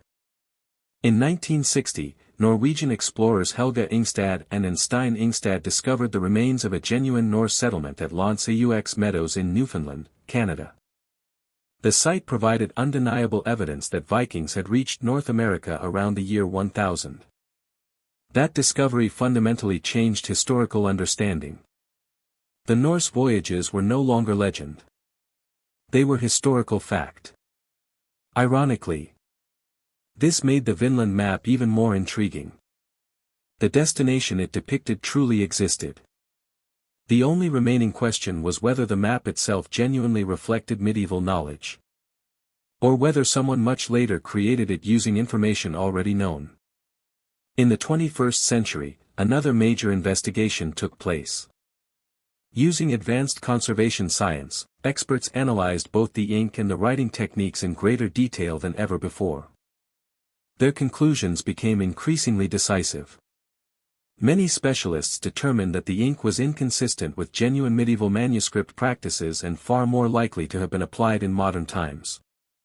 Several institutions concluded that the map is almost certainly a 20th century forgery, even though the parchment itself is genuinely medieval. That distinction matters. The page may be old. The drawing upon it almost certainly is not. Does that mean the mystery is over? Not entirely. The identity of the forger remains uncertain. Who possessed enough historical knowledge? Enough artistic skill? Enough access to authentic medieval parchment to create such a convincing document? And why? Money? Fame? Academic deception? A practical joke that spiraled beyond control? No definitive answer has emerged. The Vinland map also serves as a powerful reminder of how history works. Historians rarely rely on a single document. Instead, they compare multiple independent sources. Archaeology, written records, scientific testing, linguistics, geography. Each piece strengthens, or weakens, the others. Even if the map is not authentic, the Viking presence in North America remains firmly supported by archaeological evidence. History did not need the map to prove that fact. But the map succeeded in doing something else. It forced scholars to ask harder questions, to test assumptions, to improve scientific methods. Sometimes even a forgery can advance historical research by challenging experts to become more rigorous. Imagine the moment someone first drew the outline of Vinland onto that ancient parchment. Whether medieval cartographer or modern forger, they understood the power of maps. Maps do more than describe the world. They shape the way people imagine it. A single coastline. A single island. A single name. These small details can influence generations of explorers, historians, and dreamers. Perhaps that's why the Vinland map continues to fascinate people today. Because it exists at the intersection of fact and mystery. We know Vikings reached North America. We know medieval stories preserved memories of those voyages. We know the parchment is ancient. And yet, the map itself refuses to fit neatly into history. It reminds us that every remarkable discovery must survive the most difficult test of all. Evidence. Sometimes that evidence confirms legends. Sometimes it destroys them. And sometimes it leaves just enough uncertainty to keep the mystery alive.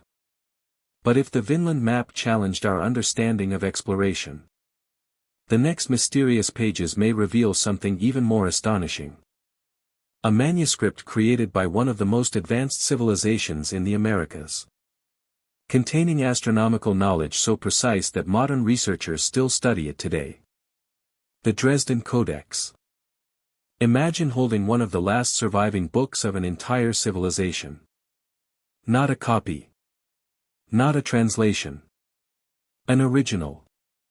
Its pages unfold like an accordion, revealing vivid red, black, and blue paintings that have remained astonishingly bright despite the passing of centuries. Strange gods stare back at you. Numbers fill the margins. Symbols repeat in carefully ordered patterns. At first, it looks like beautiful artwork. Then you realize you're looking at one of the most sophisticated astronomical documents ever created in the ancient world. This is the Dresden Codex. And it proves that the ancient Maya understood the skies with a precision that still amazes scientists today. Long before Europeans arrived in the Americas, the Maya civilization had built magnificent cities across what are now Mexico, Guatemala, Belize, Honduras, and El Salvador. Their towering pyramids dominated dense tropical forests. Their engineers designed complex cities. Their mathematicians invented one of the world's earliest true concepts of zero. And their astronomers spent centuries tracking the movements of the heavens. Much of that knowledge was recorded in beautifully painted folding books known as codices. Sadly, almost all of them disappeared. In the 1500s, Spanish conquerors and missionaries viewed many Maya manuscripts as pagan or dangerous. One of the most infamous figures was Diego de Landa, a Franciscan bishop in Yucatan. Believing the books promoted idol worship, he ordered large numbers of Maya codices burned.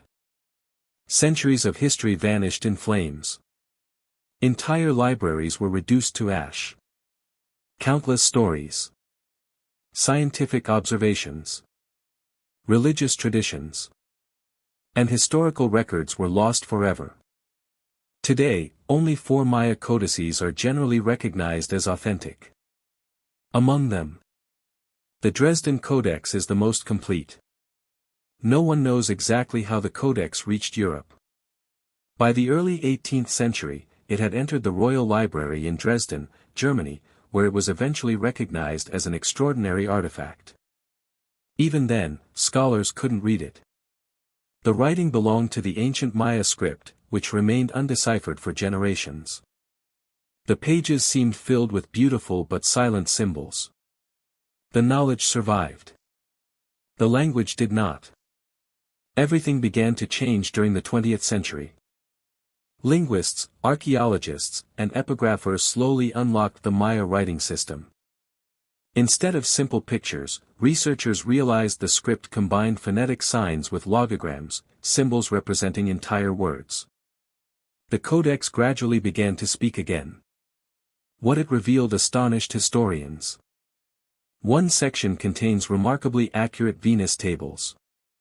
The Maya carefully tracked the planet Venus because its appearances in the sky carried enormous religious and political significance. By observing the planet over many generations, they calculated its cycle with extraordinary precision. Modern astronomers have compared these calculations with contemporary measurements. The differences are astonishingly small. Without telescopes, without modern instruments, using only patient observation over centuries, the Maya produced astronomical data of remarkable accuracy. The codex also includes eclipse calculations. Pages filled with intricate numerical sequences appear to predict periods during which eclipses could occur. The Maya didn't always predict the exact day of every eclipse in the modern scientific sense. Instead, they identified recurring windows when eclipses were likely. For an ancient civilization working entirely with naked eye observations, the achievement is extraordinary. The manuscript is also deeply religious. Powerful deities appear throughout its pages. Some pour floods across the earth. Others carry weapons. Others oversee agriculture, rain, fertility, or sacrifice. To the Maya, astronomy and religion were inseparable. The movement of planets wasn't merely scientific information. It reflected the rhythms of the universe itself. Watching the sky meant understanding divine order. Every celestial event carried meaning. The numbers inside the codex reveal another remarkable achievement. The Maya used an advanced vigesimal, or base 20, number system. Combined with their concept of zero, This allowed them to perform calculations that rivaled those of many other great ancient civilizations. For centuries, some people underestimated pre-Columbian societies. The Dresden Codex shattered those assumptions. It demonstrated extraordinary mathematical sophistication. Then disaster struck. During World War II, the city of Dresden suffered devastating bombing raids. Large portions of the city were destroyed. The library housing the codex suffered damage. Water used to extinguish fires soaked many priceless manuscripts. The Dresden Codex itself was badly affected. Several pages became stained and distorted. Pigments blurred. Fragile surfaces weakened.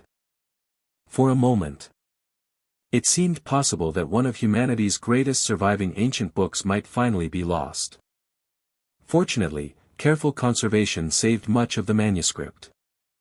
Although damaged, it survived once again. Modern technology continues revealing details invisible to earlier generations. Multispectral imaging helps distinguish faded pigments. Digital scanning preserves every brushstroke in extraordinary resolution. Researchers compare the codex with inscriptions carved on Maya temples across Central America. Every new discovery helps explain another symbol. Another date. Another deity. The conversation between the ancient Maya and the modern world grows a little clearer each year. Yet many mysteries remain. Some damaged sections cannot be reconstructed. Certain symbols still spark debate. Historians continue discussing the exact purpose of particular tables. Were they purely astronomical? Religious? Political? A combination of all three? The Codex refuses to reveal every secret at once. Imagine the Maya scribe who painted these pages. Each brushstroke required skill. Each number represented years of observation. Each symbol reflected generations of accumulated knowledge. The author probably believed the manuscript would guide priests and astronomers for centuries. Instead, empires collapsed. Libraries burned. Languages disappeared. Only a handful of codices survived. Against overwhelming odds, this one endured. Perhaps that's the true miracle of the Dresden Codex. Not that it predicts celestial events. Not that it contains advanced mathematics.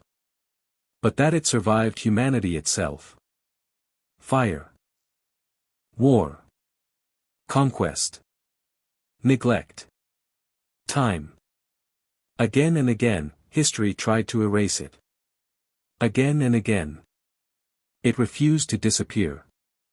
Today, every surviving page reminds us that ancient civilizations were often far more sophisticated than later generations imagined. Their knowledge wasn't primitive. It was simply different. And in many ways, it was extraordinary. But while the Dresden Codex preserved the scientific genius of the Maya, the next mysterious pages became famous for something entirely different. A manuscript so breathtakingly beautiful that many call it the greatest handwritten book ever created. Yet hidden within its dazzling artwork are mysteries that scholars continue to debate to this very day. It is known as the Book of Kells. Imagine walking into a dimly lit medieval monastery more than 1200 years ago. Outside, cold Atlantic winds crash against rocky coastlines. Viking longships have begun appearing along the horizon, bringing fear to communities across Ireland and Scotland. Inside the monastery, however, a different battle is taking place. Not with swords, but with ink.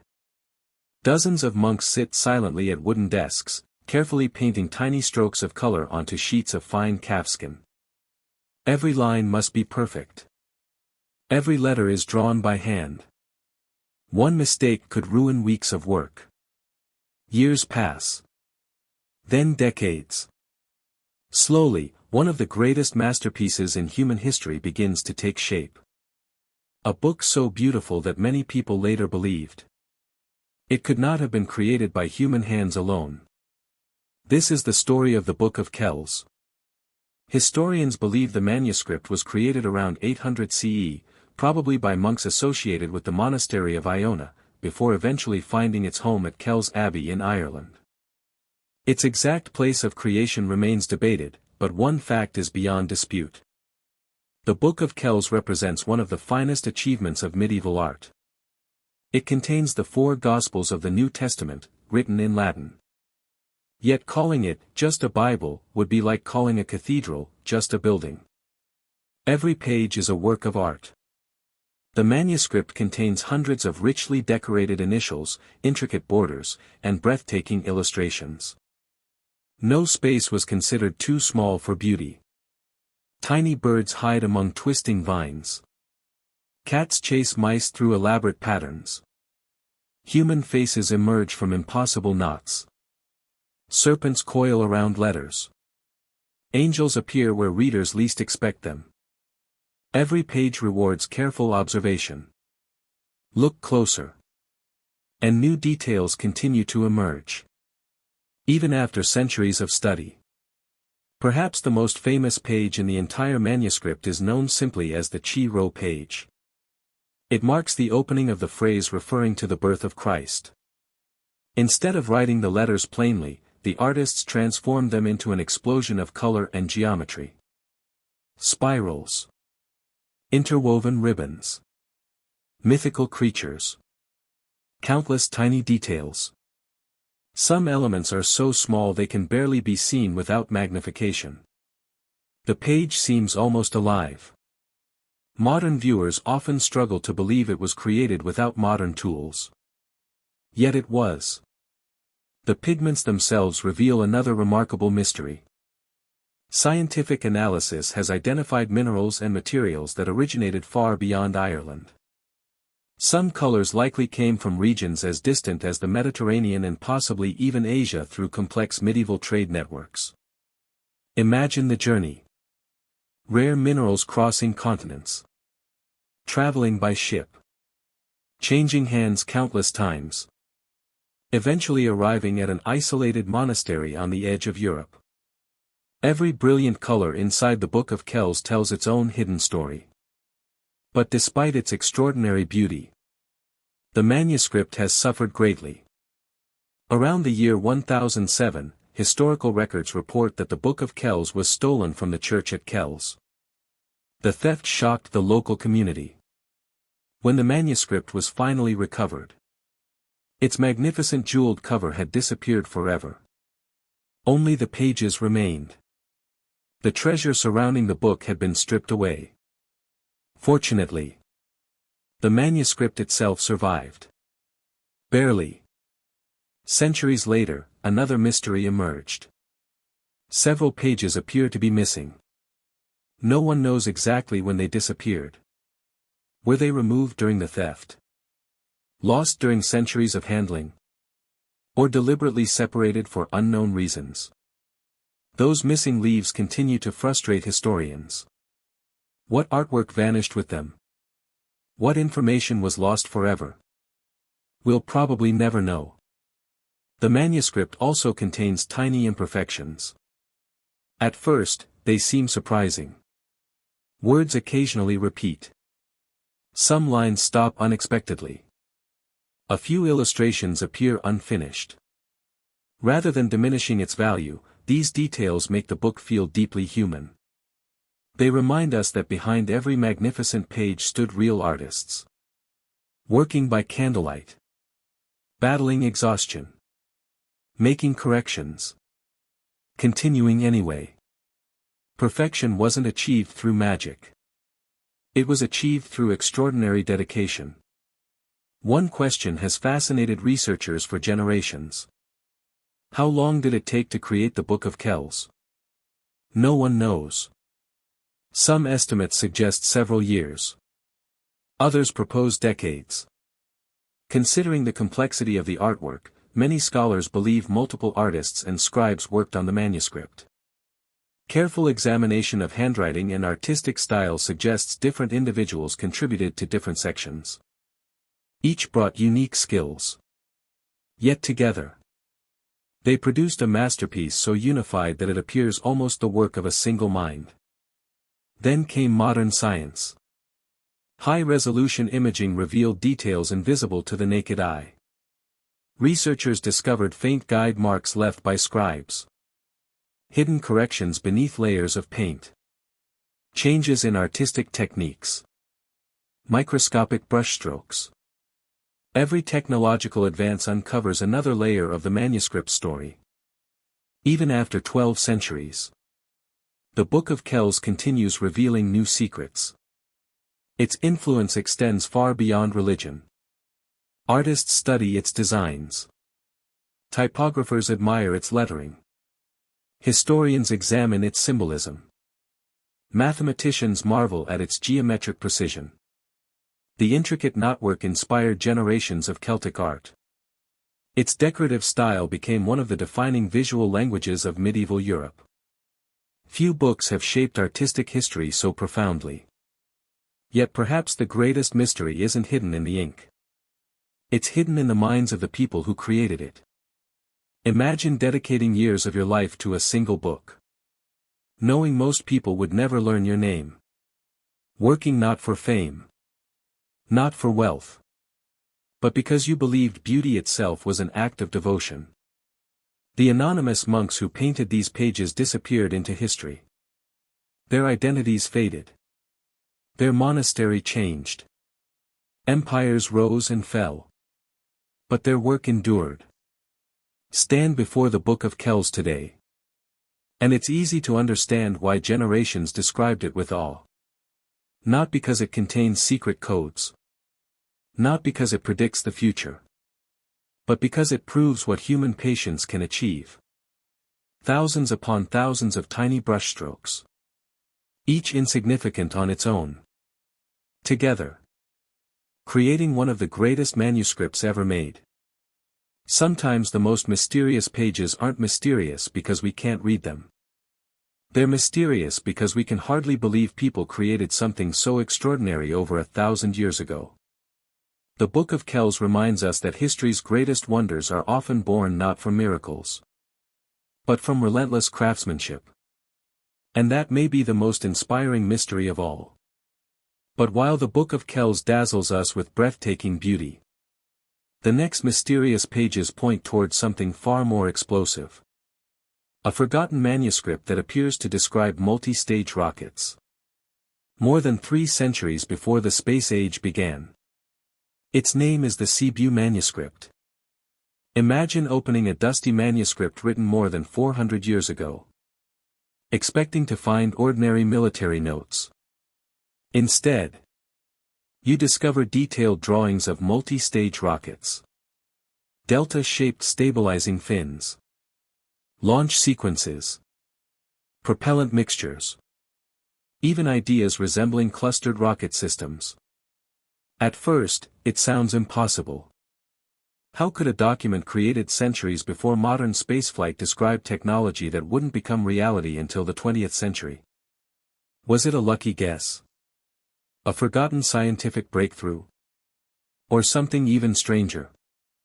Welcome to the mystery of the Cebu manuscript. The story begins in the city of Cebu, located in present-day Romania. For centuries, the manuscript remained hidden among historical documents, attracting little attention. Only in the 20th century did researchers begin to appreciate what it contained.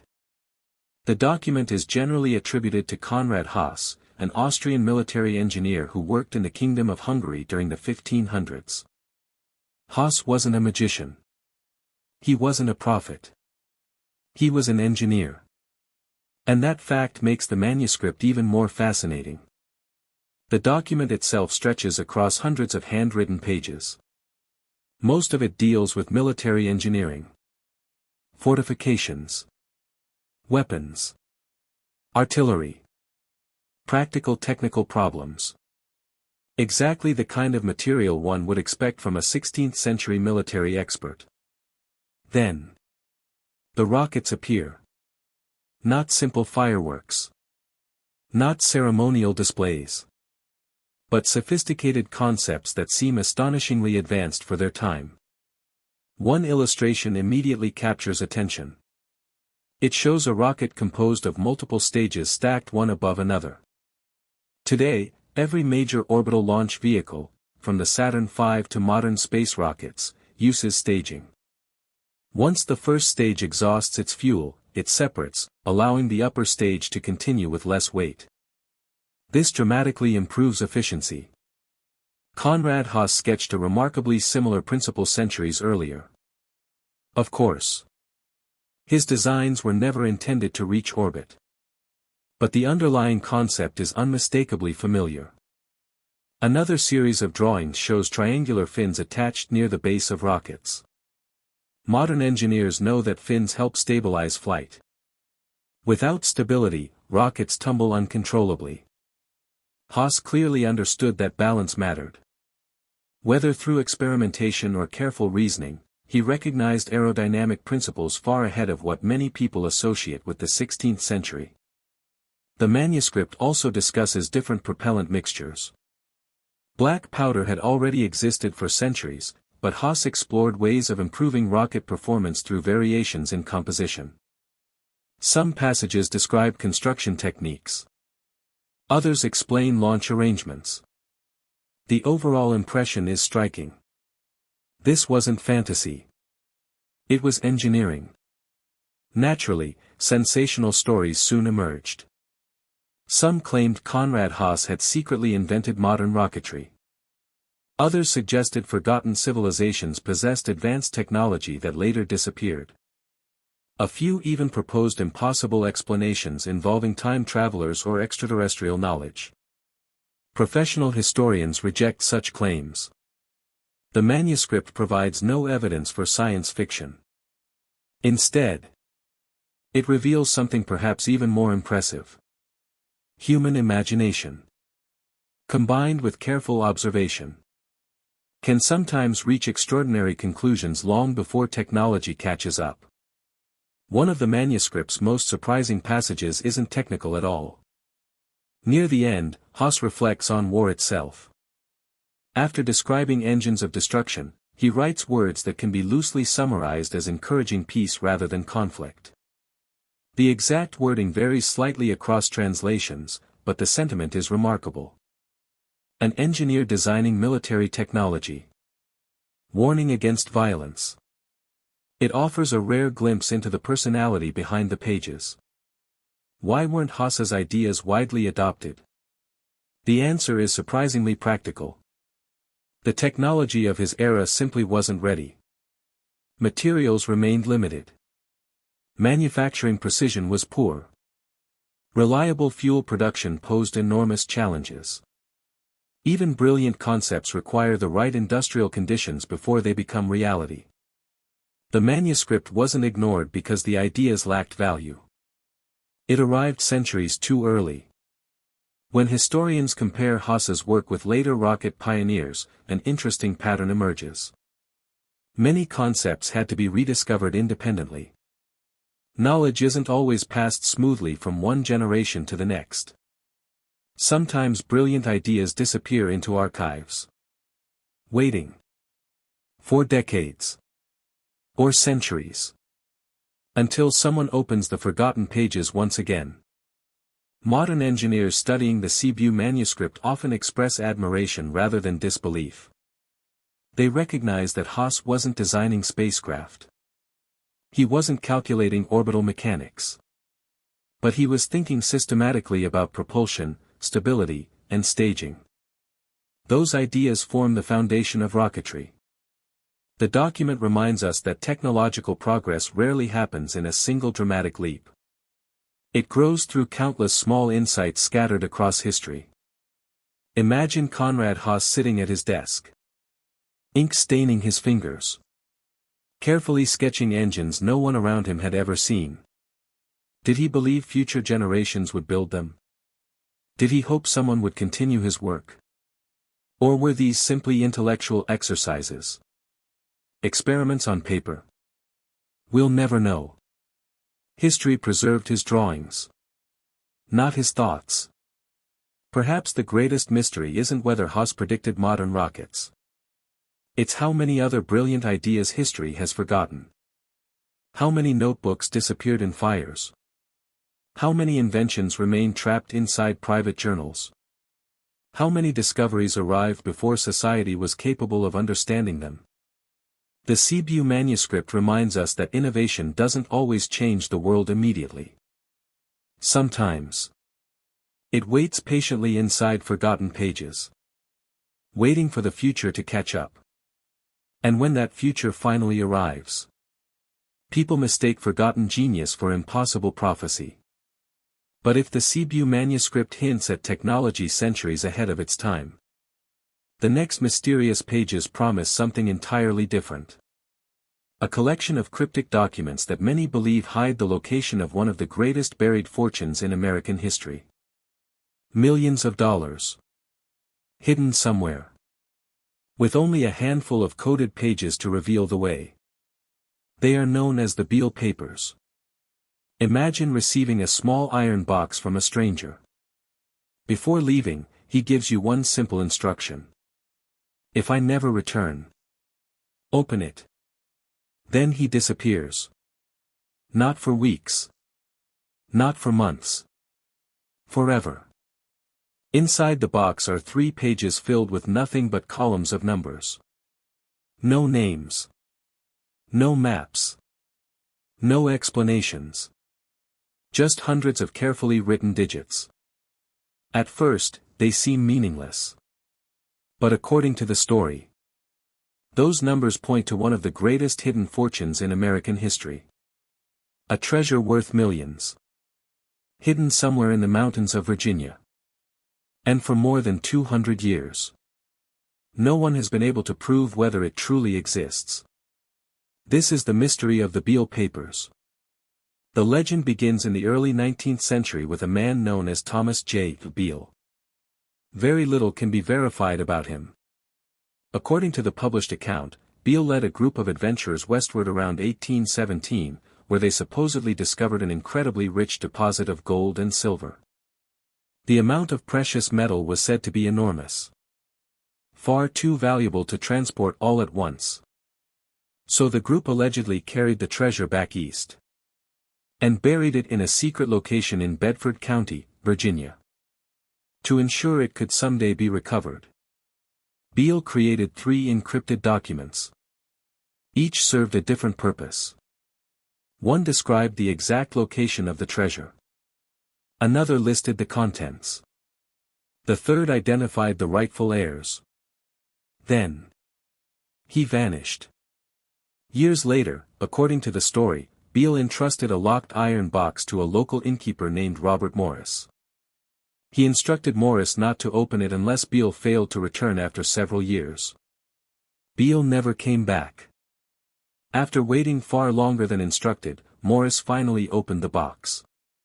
Inside, he discovered the 3 mysterious ciphers, along with a letter explaining that a decoding key would arrive in the future.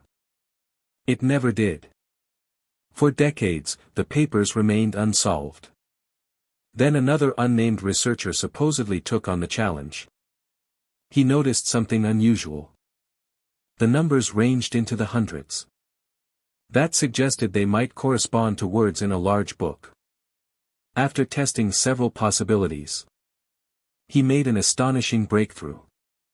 Using the United States Declaration of Independence as a key, he successfully decoded the second cipher. The hidden message described the buried treasure. According to the decoded text, the cache contained thousands of pounds of gold, thousands of pounds of silver, and valuable jewels obtained in St. Louis. The estimated value, even in the 19th century, was staggering.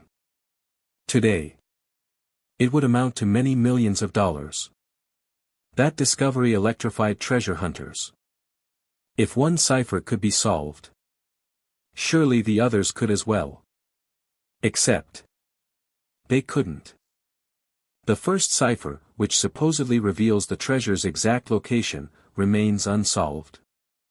So does the third, which allegedly names the owners and their descendants. Without those pages, the treasure cannot be reliably located. At least, not according to the legend. For generations, amateur cryptographers attacked the codes. Some tried the Bible. Others used Shakespeare, the Constitution, classical literature, historical documents, every famous book imaginable. Nothing consistently unlocked the remaining ciphers. Even modern computers have searched for statistical patterns. No universally accepted solution has ever emerged. Naturally, the mystery attracted fortune seekers. People arrived in Bedford County carrying shovels, metal detectors, old maps, and endless optimism. Fields were excavated. Hillsides explored. Caves investigated. Private landowners sometimes woke to find strangers digging where legends claimed treasure might lie. Some believed they were only a few feet away. Others spent entire fortunes chasing rumors. None produced verifiable proof. Then historians began asking a different question. What if the treasure never existed?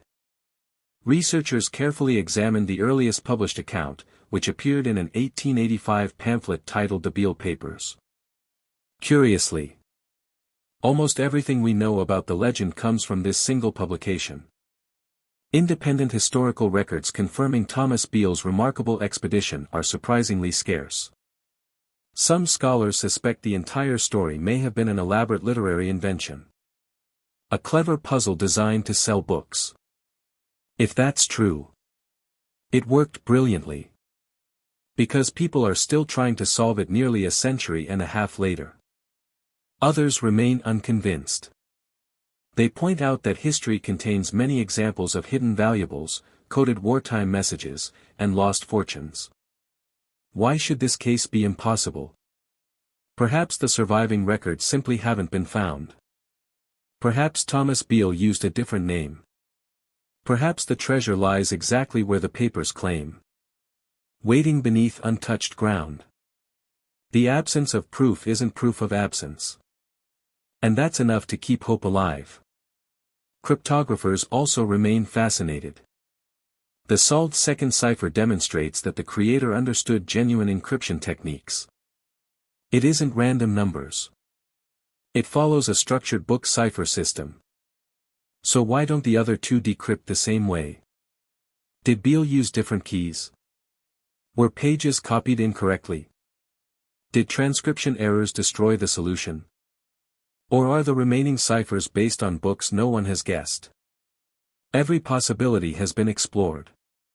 None has produced a convincing answer. Imagine the author sitting by candlelight, carefully writing hundreds of numbers instead of ordinary words. Every digit mattered. One mistake could make the entire message unreadable. If the story is true, those pages represented the only path back to an enormous fortune. If it's fictional, then someone created one of history's most enduring treasure legends using nothing more than paper, numbers, and imagination. Either way, the achievement is remarkable. Perhaps that's why the Beale Papers refuse to disappear. Because they offer something more powerful than certainty. Possibility. As long as the first cipher remains unsolved, someone can always believe they're one breakthrough away from unimaginable wealth. One overlooked clue.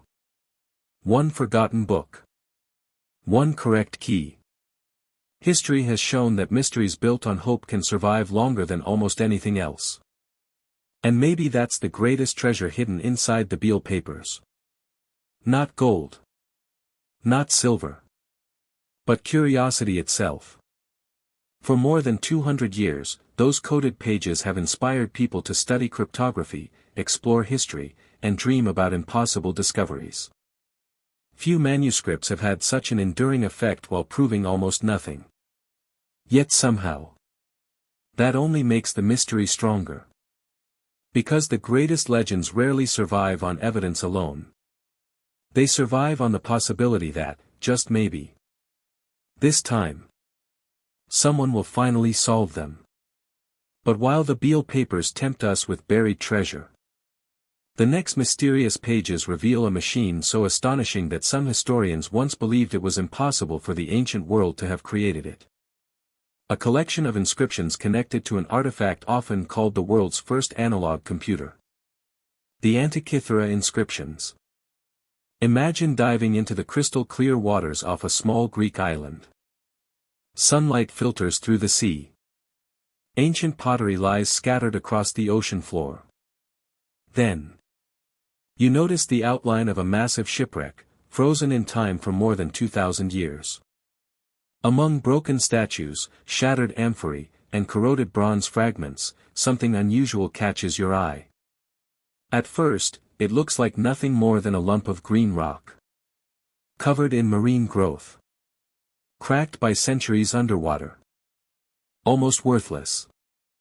But hidden inside that corroded mass is a machine so advanced that, when scientists first understood what they were looking at, many refused to believe it. Its tiny engraved inscriptions became the key to unlocking one of history's greatest technological mysteries. This is the story of the Antikythera mechanism, and the mysterious pages written not on paper, but on bronze. The discovery began in 1900, when a group of Greek sponge divers sought shelter from a storm near the island of Antikythera, located between Crete and mainland Greece. While exploring beneath the waves, one diver surfaced in shock. He claimed the seabed was filled with lifelike statues. At first, no one believed him. When archaeologists arrived, they uncovered the remains of a Roman-era cargo ship that had sunk sometime around the 1st century BCE. Its cargo included marble sculptures, glassware, jewelry, coins, and one heavily corroded object that seemed almost insignificant. For months, the strange bronze lump sat quietly among other recovered artifacts. Then, it cracked open. Inside were gears. Dozens of them. Perfectly cut bronze gears. Interlocking with astonishing precision. Nothing like it had ever been found from the ancient world. At first, researchers assumed it must belong to a much later period. Surely, the Greeks couldn't have built something so complex. As decades passed, new investigations transformed understanding of the object. X-ray imaging revealed more than 30 bronze gears, hidden deep inside the corrosion. Tiny gear teeth meshed together with incredible accuracy. Some wheels drove others through carefully calculated ratios. The machine wasn't decorative. It was mathematical. The deeper scientists looked, the more impossible it seemed. Then researchers noticed something even more extraordinary. Across the bronze surfaces were hundreds of tiny Greek inscriptions. These weren't random markings. They were instructions. Labels. Operating information. Essentially, the user manual engraved directly onto the machine itself. Modern imaging techniques have now identified thousands of readable Greek characters, although many remain incomplete due to damage. These inscriptions transformed the mystery. Without them, the gears alone would have remained almost impossible to interpret. The text revealed that the mechanism tracked the movements of the sun, moon, and possibly the known planets. It predicted eclipses, displayed lunar phases, followed complex astronomical cycles. One dial represented the Metonic cycle, a 19-year pattern connecting lunar months with the solar year. Another tracked the Saros cycle, used to predict eclipses. The precision was breathtaking. This wasn't merely a clock. It was an astronomical computer. Built more than 2,000 years ago. Imagine turning a small bronze handle. As the gears rotated, miniature pointers moved across engraved scales. The positions of celestial bodies changed. Future eclipses appeared. Calendar dates shifted. The heavens themselves became predictable through mathematics. To modern audiences, that sounds familiar. To the ancient world, it was revolutionary. One of the greatest mysteries concerns its creator. No surviving document identifies the engineer with certainty. Some historians have suggested connections to the brilliant inventor Archimedes, although no direct evidence proves he built the mechanism. Others point toward the scientific traditions of Rhodes, one of the great intellectual centers of the Hellenistic world. Wherever it originated, it required astonishing craftsmanship. Tiny bronze gear teeth had to be cut with incredible precision. One small error, and the entire system would fail. For much of the 20th century, historians believed nothing comparable existed until medieval European clockmakers appeared more than 1,000 years later. The Antikythera mechanism shattered that assumption. It demonstrated that advanced mechanical engineering flourished in the ancient Mediterranean long before many people imagined possible. Rather than being primitive, ancient engineers possessed remarkable technical abilities. The tragedy is that so few examples survived. Why don't we have more machines like it? That's one of history's greatest unanswered questions. Bronze was valuable. Old metal was often melted down and reused. Wars destroyed libraries. Workshops disappeared. Ships sank. Entire traditions of engineering may have vanished without leaving written records. The Antikythera mechanism may not have been unique. It may simply be the only survivor. Imagine discovering a single smartphone 1,000 years from now, after every other example had disappeared. Future archaeologists might wrongly assume it was a one-of-a-kind invention. History often preserves only fragments. Modern technology continues revealing new secrets. High-resolution X-ray tomography allows researchers to peer inside the remaining fragments without damaging them. Three-dimensional models reconstruct missing gears. Artificial intelligence assists in restoring incomplete inscriptions. Every new study uncovers another piece of the puzzle. Even today, scientists continue debating exactly how some sections functioned. The inscriptions themselves remain invaluable. They don't merely identify components. They explain purpose. They reveal that the machine was designed for education as well as calculation. Its creator expected users to understand the cosmos through mechanical motion. Imagine teaching astronomy with a handheld computer. More than 20 centuries before electricity. It's one of the most extraordinary educational devices ever built. Standing before the surviving fragments today, it's difficult not to wonder what else has been lost. How many inventions vanished because no copies survived? How many brilliant engineers disappeared into history without recognition? The Antikythera mechanism reminds us that progress isn't always a straight line. Knowledge can rise, disappear, then be rediscovered centuries later. Sometimes humanity doesn't invent something for the first time. Sometimes it remembers. Perhaps that's the greatest mystery hidden within those tiny Greek inscriptions. They whisper from an age we often underestimate. An age capable of astonishing mathematics, extraordinary craftsmanship, and mechanical imagination far beyond what later generations expected. The machine challenges not only our understanding of ancient technology, but our assumptions about history itself. Because every time archaeologists uncover something like the Antikythera mechanism, we're reminded of one uncomfortable truth. The past may have been far more advanced than we once believed. Not because of magic. Not because of impossible civilizations. But because human ingenuity has always been capable of extraordinary things. And sometimes, history simply forgets. But while the Antikythera inscriptions reveal forgotten scientific genius, the next mysterious pages sparked one of the most controversial historical debates ever recorded. A manuscript that some believe preserved the secret history of an ancient civilization, while others called it one of the greatest literary hoaxes of all time. It is known as the Ora Linda book. Imagine someone handing you an old family manuscript. Its pages are yellow with age. The handwriting appears ancient. The language is unfamiliar. According to the owner, the book has been passed down through generations for centuries. Then they tell you something even more astonishing. The manuscript contains the lost history of an entire civilization. A civilization so advanced that it once ruled vast parts of Europe before vanishing from history.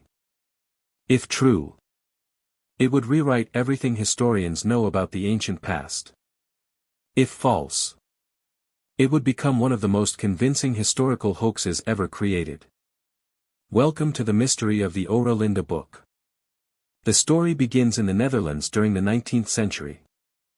In 1867, a man named Cornelis over de Linden presented an unusual manuscript to scholars. He claimed it had remained in his family for generations. According to the manuscript itself, it was copied from even older writings dating back thousands of years. The text described the history of the Frisians, a people living along the North Sea coast. But this wasn't ordinary history.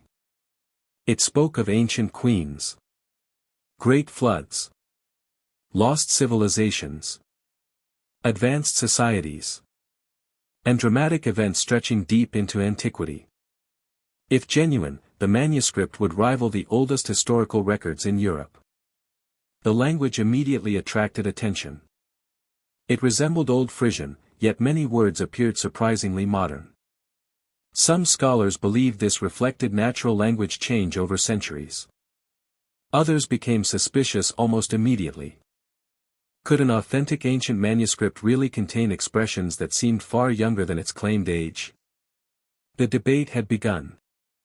According to the manuscript, the Frisians descended from a noble civilization governed by wise female leaders known as folk mothers. These women supposedly maintained sacred knowledge, preserved justice, and guided society through wisdom rather than conquest.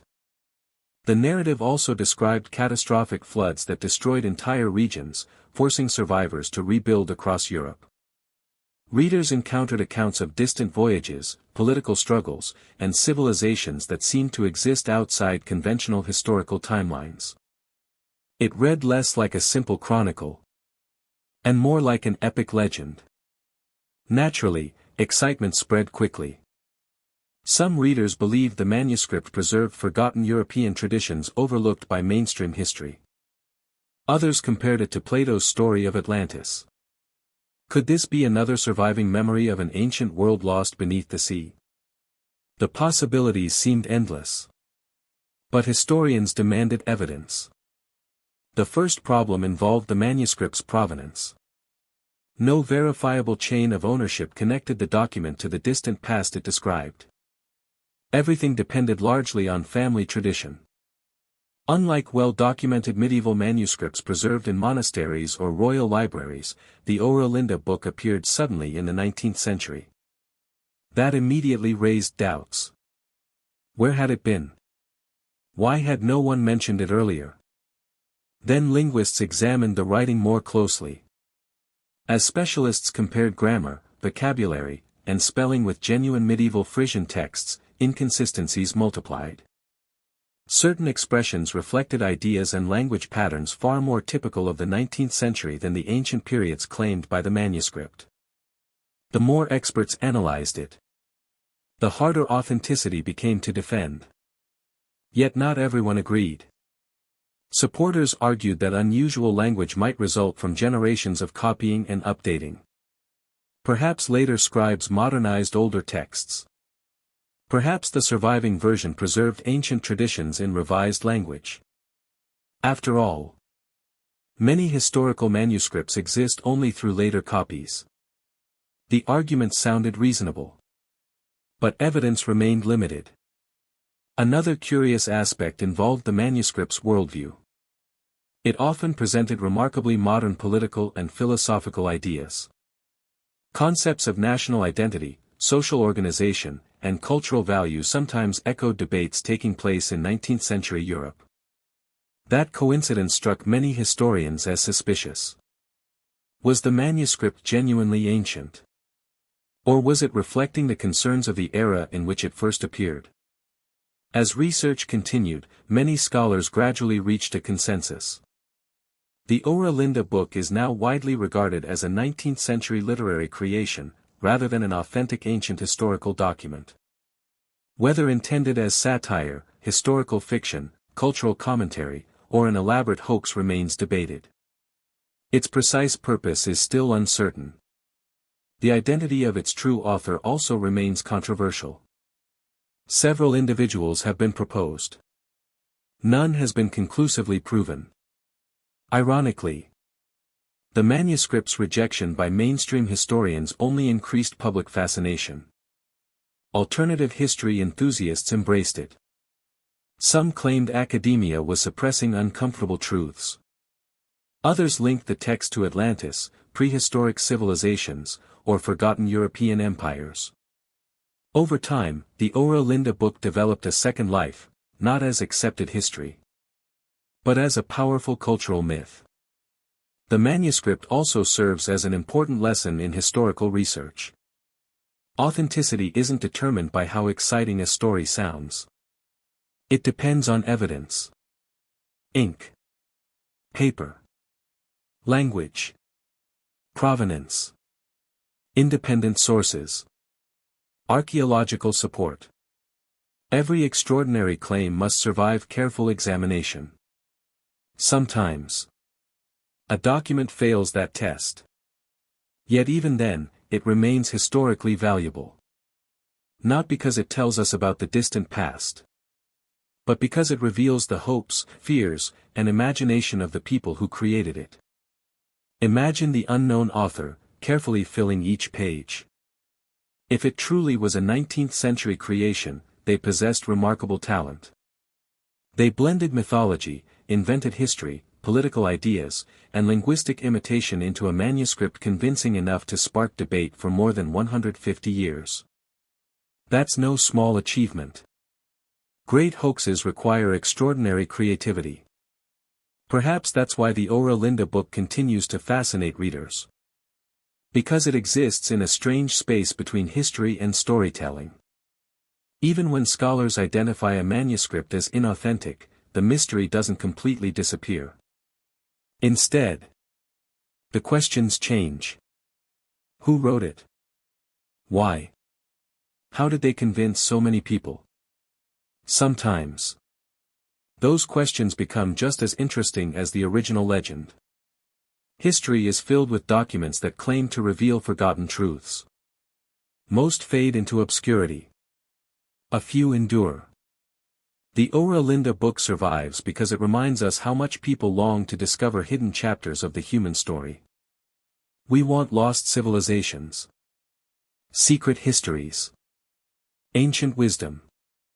And every so often, someone creates exactly the book we wish had existed. Whether truth or fiction, its pages continue to challenge readers to separate evidence from imagination.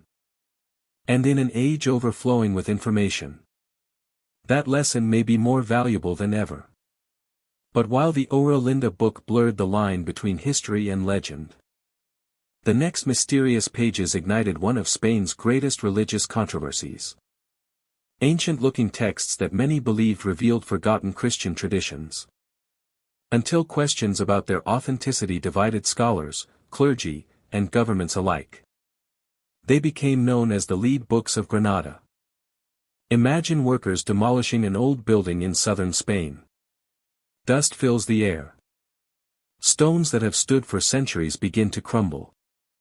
Then, hidden inside the walls, someone discovers a small lead container. Inside are several thin circular sheets of lead. Each one is covered with strange writing and mysterious symbols. At first, they seem like ordinary religious artifacts. But as scholars begin translating them, they realize these pages could change the history of Christianity in Spain. Or they could be one of the boldest religious forgeries ever created. This is the mystery of the Lead Books of Granada. The story begins in the late 16th century. Spain had recently completed the Reconquista, ending centuries of Muslim rule over the Iberian Peninsula. Religious tensions remained high. Communities struggled with questions of identity, faith, and political loyalty. Against that backdrop, extraordinary discoveries began to emerge in Granada. In 1588, workers on Sacrement Hill reportedly uncovered relics believed to belong to early Christian martyrs. The discovery attracted enormous attention. Soon afterward, more astonishing objects appeared. Small circular lead books, each formed from thin sheets bound together with metal rings. Their pages were engraved rather than written with ink. The writing looked ancient. The message seemed revolutionary. The texts were composed primarily in Arabic, mixed with unusual symbols and religious formulas. That alone surprised many scholars. According to tradition, Christianity had reached Spain centuries before the arrival of Islam. So why would supposedly ancient Christian texts be written in Arabic? The answer offered by the manuscripts was remarkable. They claimed that early followers of Christianity had preserved sacred teachings in multiple languages, including forms understandable to later generations. Some passages emphasized harmony between peoples. Others presented unusual interpretations of Christian doctrine. The manuscripts appeared to bridge elements of Christianity and Islamic culture. For some readers, they seemed almost too perfect for the political climate of the time. Excitement spread rapidly. Local religious leaders celebrated the discoveries. Pilgrims traveled to Granada.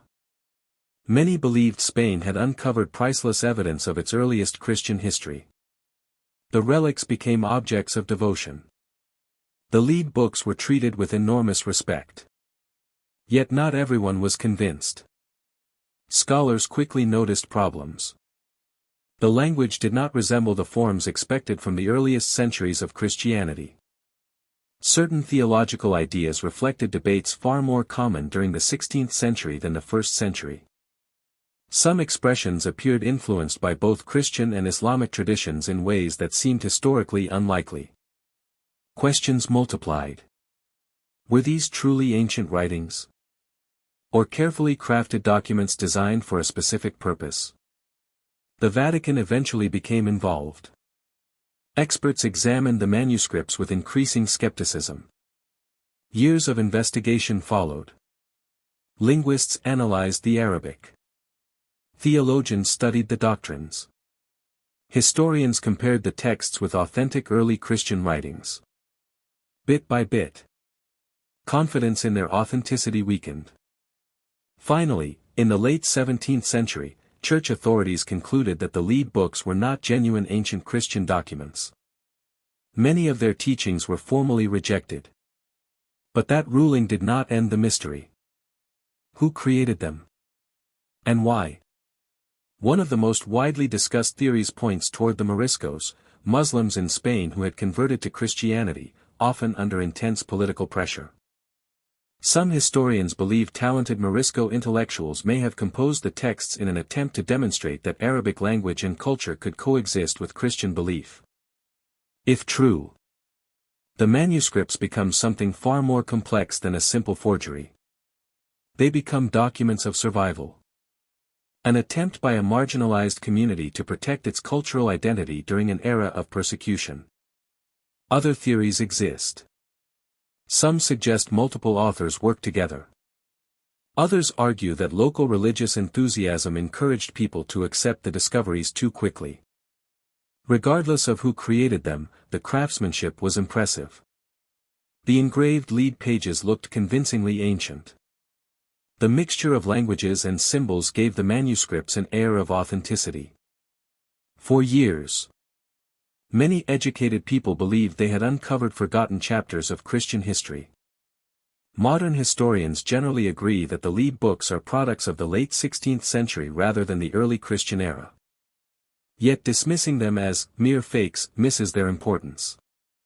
They reveal the political tensions of Renaissance Spain. The struggles of cultural identity. The relationship between language, religion, and power. In many ways, they tell us more about the world that produced them than the ancient world they claimed to describe. Imagine the unknown engraver patiently carving every letter into soft lead. There was no erase button. Others divide them. Some inspire faith. Others spark controversy. The lead books of Granada remind us that the power of a manuscript doesn't depend solely on whether it's authentic. Sometimes, its greatest influence comes from the conversations it begins. And those conversations can last for centuries. But while the lead books challenged religious history, the final mystery on our journey takes us back to one of history's greatest geniuses. A single missing page. A vanished manuscript. And a question that refuses to disappear. What if Leonardo da Vinci left behind one final secret that the world has never found? Imagine walking into a quiet archive filled with centuries-old manuscripts. Shelves stretch from floor to ceiling. Every notebook is carefully protected behind glass. Historians believe they have catalogued almost everything Leonardo da Vinci ever wrote. His sketches. His scientific observations. His anatomical studies. Thousands upon thousands of pages. Then someone notices something unsettling. The page numbers don't always match. Some notebooks contain gaps. References point to drawings that no longer exist. Entire sections appear to have vanished. It's as if pieces of Leonardo's mind simply disappeared. Were they destroyed? Stolen? Hidden? Or are they still waiting to be found? This is the mystery of Leonardo's missing pages. Few people in history have fascinated the world like Leonardo da Vinci. Painter. Engineer. Inventor. Architect. Anatomist. Musician. Military designer. Natural philosopher. His curiosity seemed limitless. Instead of specializing in one subject, Leonardo explored almost everything. And wherever he looked, he filled notebooks with ideas. Unlike many writers of his era, Leonardo rarely separated art from science. One page might contain a detailed sketch of a human heart. The next, a flying machine. Then a hydraulic system.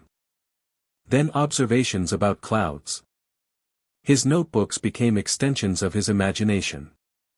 Historians estimate that Leonardo produced well over 13,000 pages of notes and drawings during his lifetime.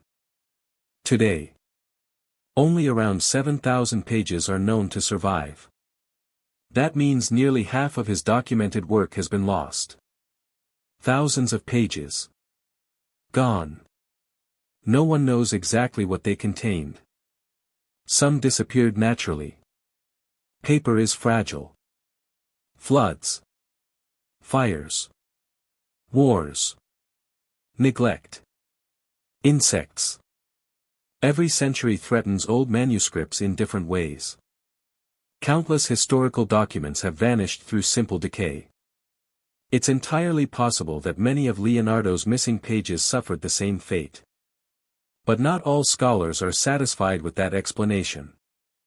After Leonardo died in 1519, he left many of his notebooks to his trusted student Francesco Melzi.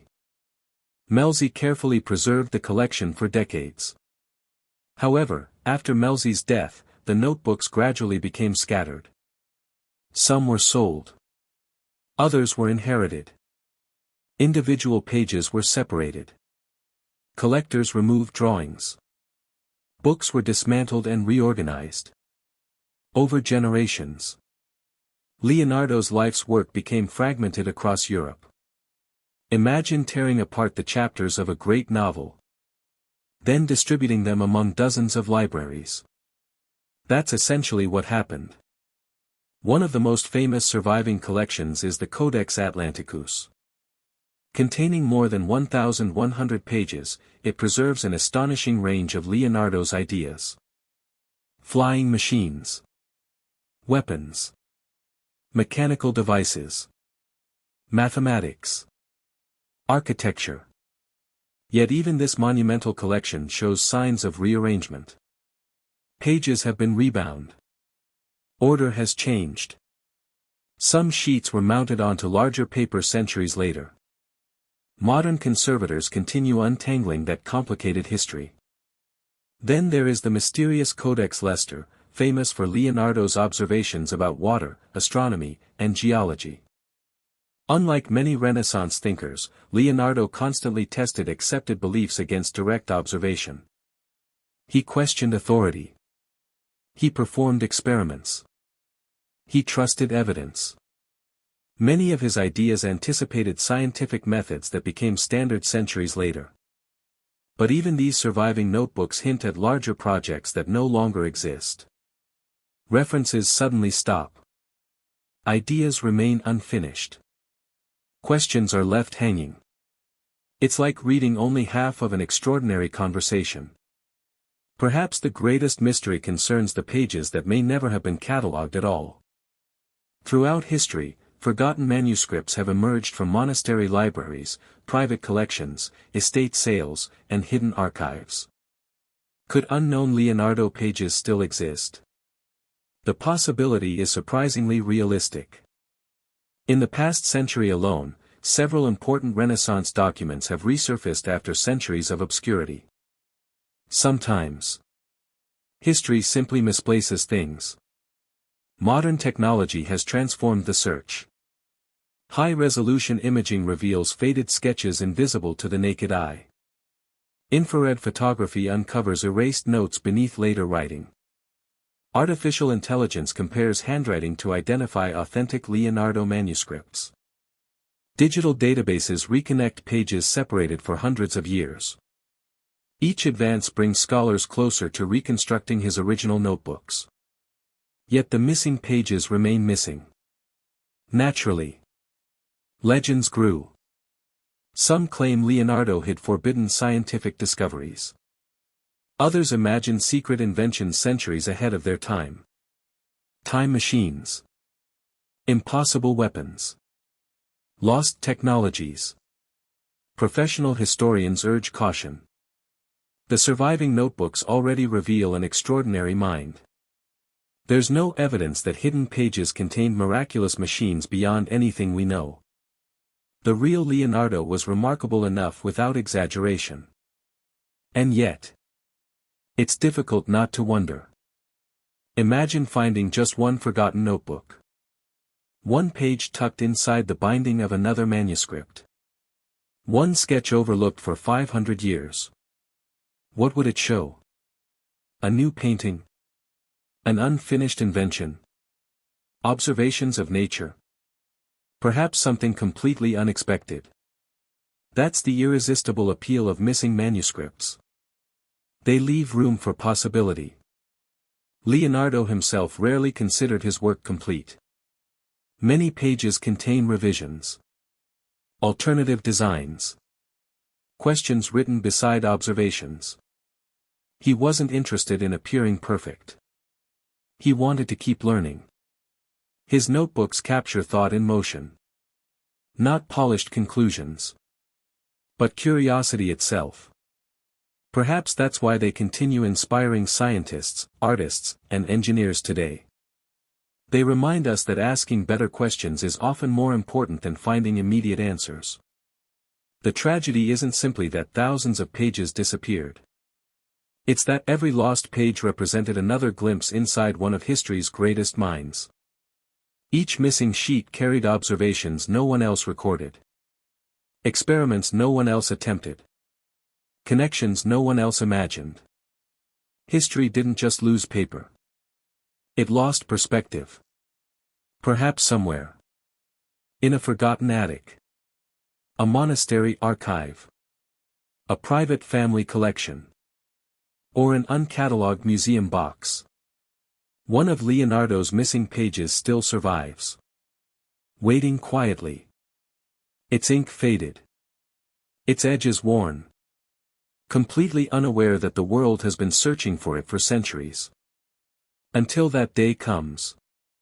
The mystery remains unfinished. Exactly the way Leonardo himself might have liked it. Imagine standing inside a silent cave overlooking the Dead Sea. The air is dry. The rocky cliffs glow beneath the desert sun. For nearly 2,000 years, nothing has disturbed this place except the wind. Then, a group of archaeologists carefully enters a narrow opening hidden among the limestone cliffs. Inside, they find broken pottery, ancient cloth, fragments of manuscripts, and one object unlike anything they have ever seen.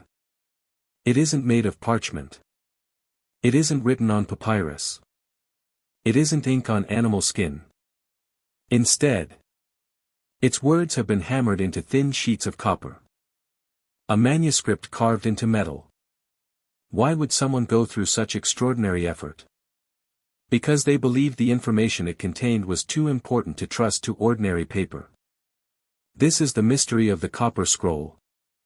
In 1952, archaeologists exploring Cave 3 near Qumran, close to the Dead Sea, uncovered one of the strangest discoveries among the famous Dead Sea Scrolls. Unlike the hundreds of other manuscripts found nearby, this document was made from two thin sheets of copper, originally rolled into a single scroll. Time had not been kind. Centuries underground caused the copper to corrode into a solid green mass. Attempting to unroll it would have destroyed it completely.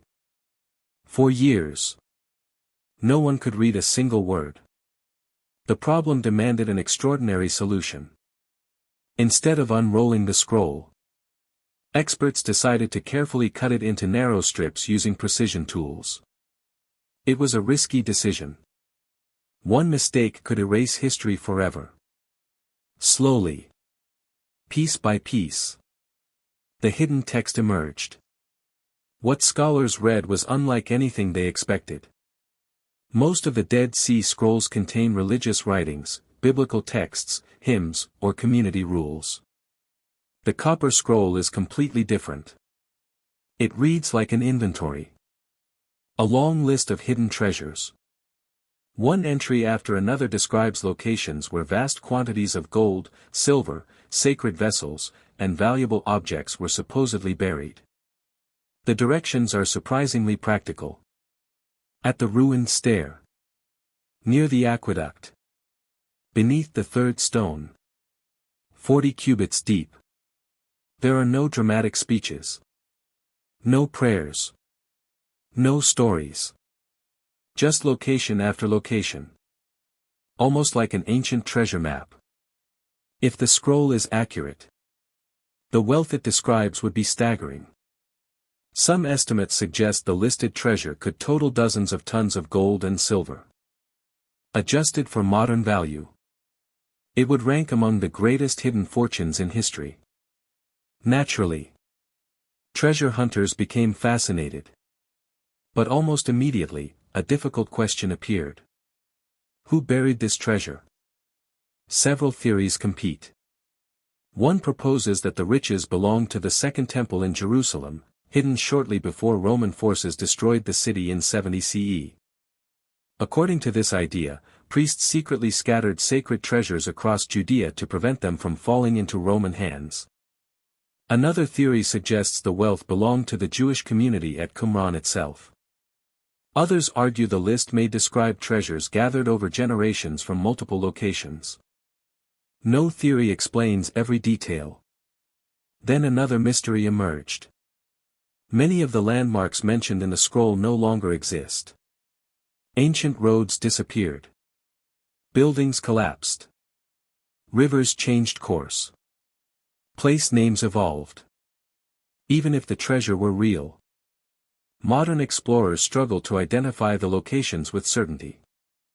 A simple instruction like, beneath the eastern wall, becomes almost meaningless when the wall vanished 2,000 years ago. Over the decades, countless expeditions attempted to match the descriptions with archaeological sites. Some excavated promising locations. Others compared satellite imagery with ancient maps. Still others searched historical records for forgotten landmarks. Nothing conclusive has ever been found. Not a single confirmed cache matching the scroll's descriptions has been recovered. That absence has only deepened the mystery. Some historians believe the treasure was discovered long ago. Perhaps Roman soldiers found it. Perhaps local inhabitants quietly recovered it centuries later. If so, the scroll survived. But the treasure did not. Others argue the list was symbolic rather than literal. A religious document using treasure as metaphor. Most scholars, however, note that the practical tone of the text feels unusually specific for pure symbolism. Unlike many mysterious manuscripts, the copper scroll is not difficult to read. Its language is largely understood. The mystery lies elsewhere. The words are clear. The locations are not. It's as if someone handed you perfect driving directions to a city that disappeared 2,000 years ago. Modern archaeology continues studying every clue. Ground-penetrating radar, LiDAR mapping, digital terrain models, geographic information systems. Technology has transformed the search. Yet every expedition reaches the same conclusion. The puzzle remains incomplete. Perhaps one missing landmark, one forgotten inscription, or one future discovery will finally connect the clues. Until then, the copper scroll remains one of history's greatest unanswered treasure mysteries. Imagine the person who engraved those words into copper. They could have chosen parchment. Instead, they selected metal. A material capable of surviving centuries underground. Perhaps they expected war. Perhaps they feared fire. Perhaps they believed someone, someday, would recover the treasure. They prepared for the future. But history had other plans. The scroll endured.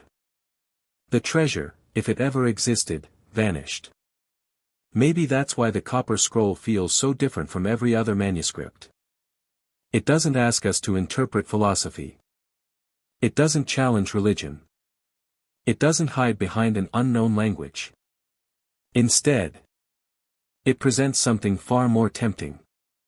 Specific instructions. Specific places. Specific treasure. And yet, after nearly 2,000 years, no one has been able to prove where those directions truly lead. Perhaps the greatest treasure hidden inside the copper scroll isn't gold at all. It's the mystery itself. A mystery that continues drawing archaeologists, historians, and dreamers back into the desert. Our final mysterious pages preserve something even more valuable. The memory of an entire civilization. A civilization whose stories almost vanished forever.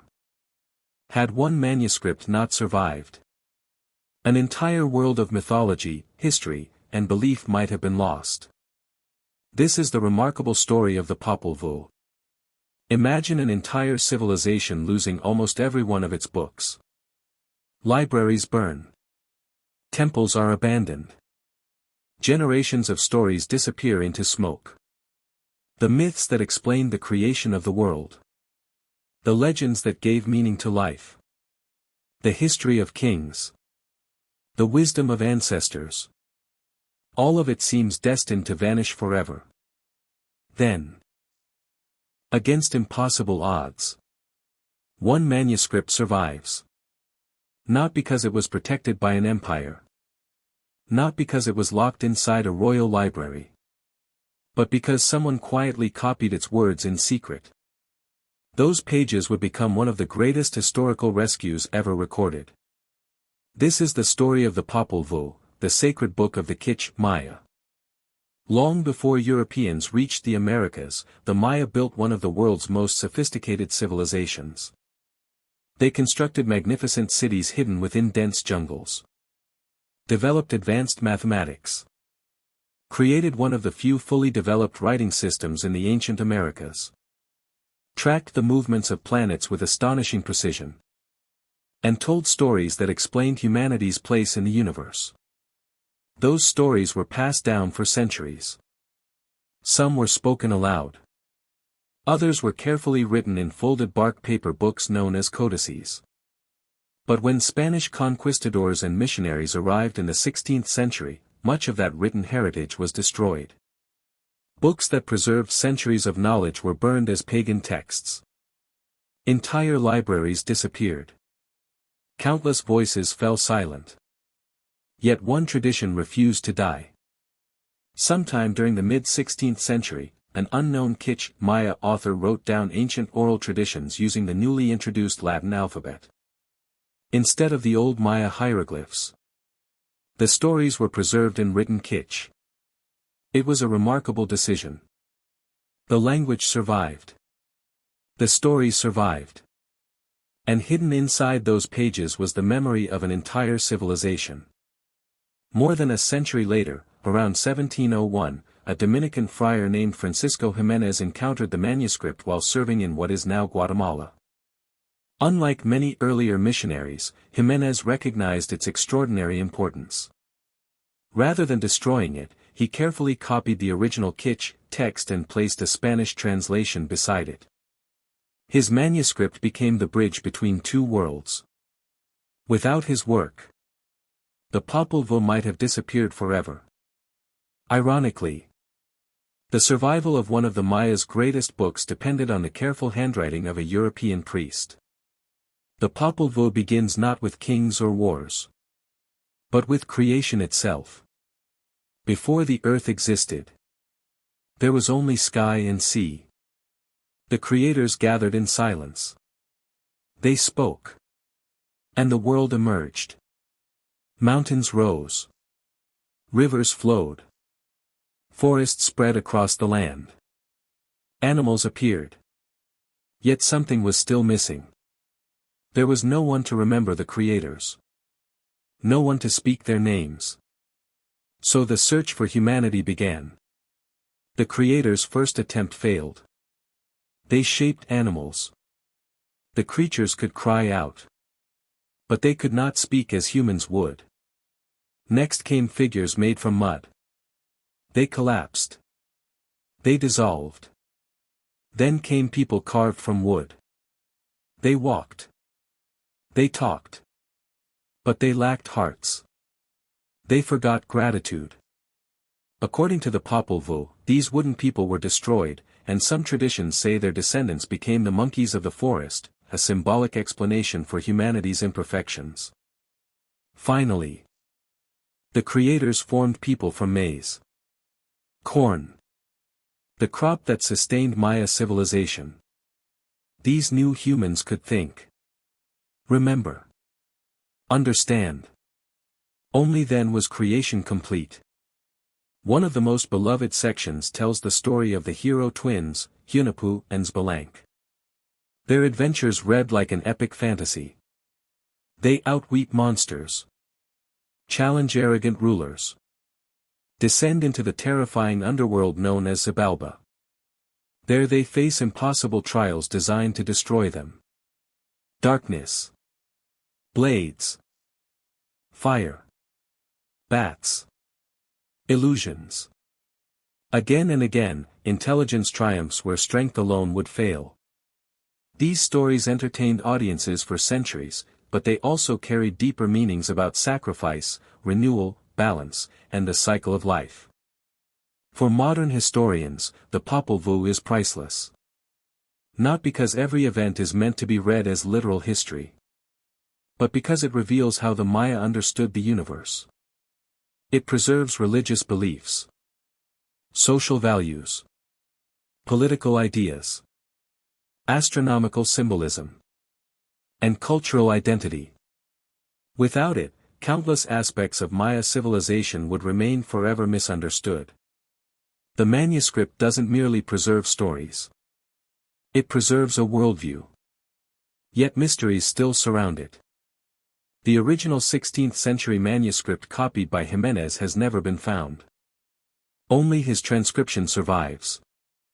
Did the original contain illustrations? Additional chapters? Different wording? No one knows. Some scholars believe small changes occurred during copying. Others argue the surviving version remains remarkably faithful.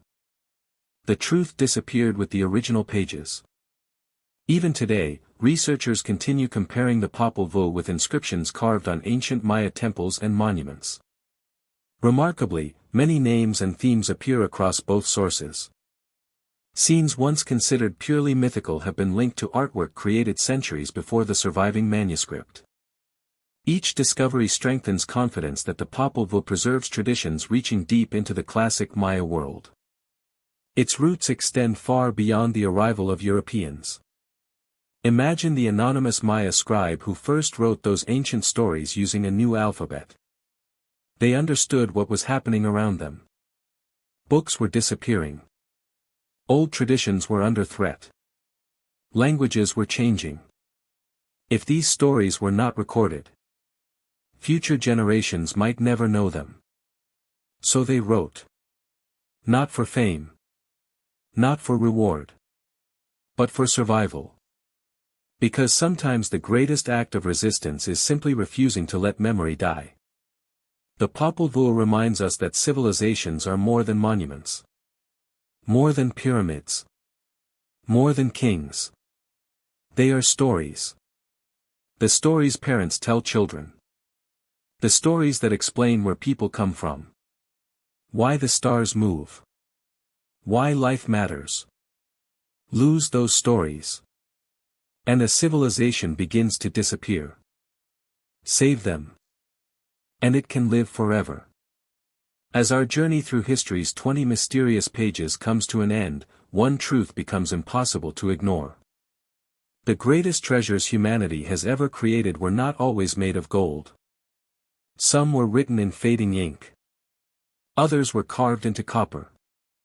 Some survived by accident. Others survived because one unknown person refused to let them be forgotten.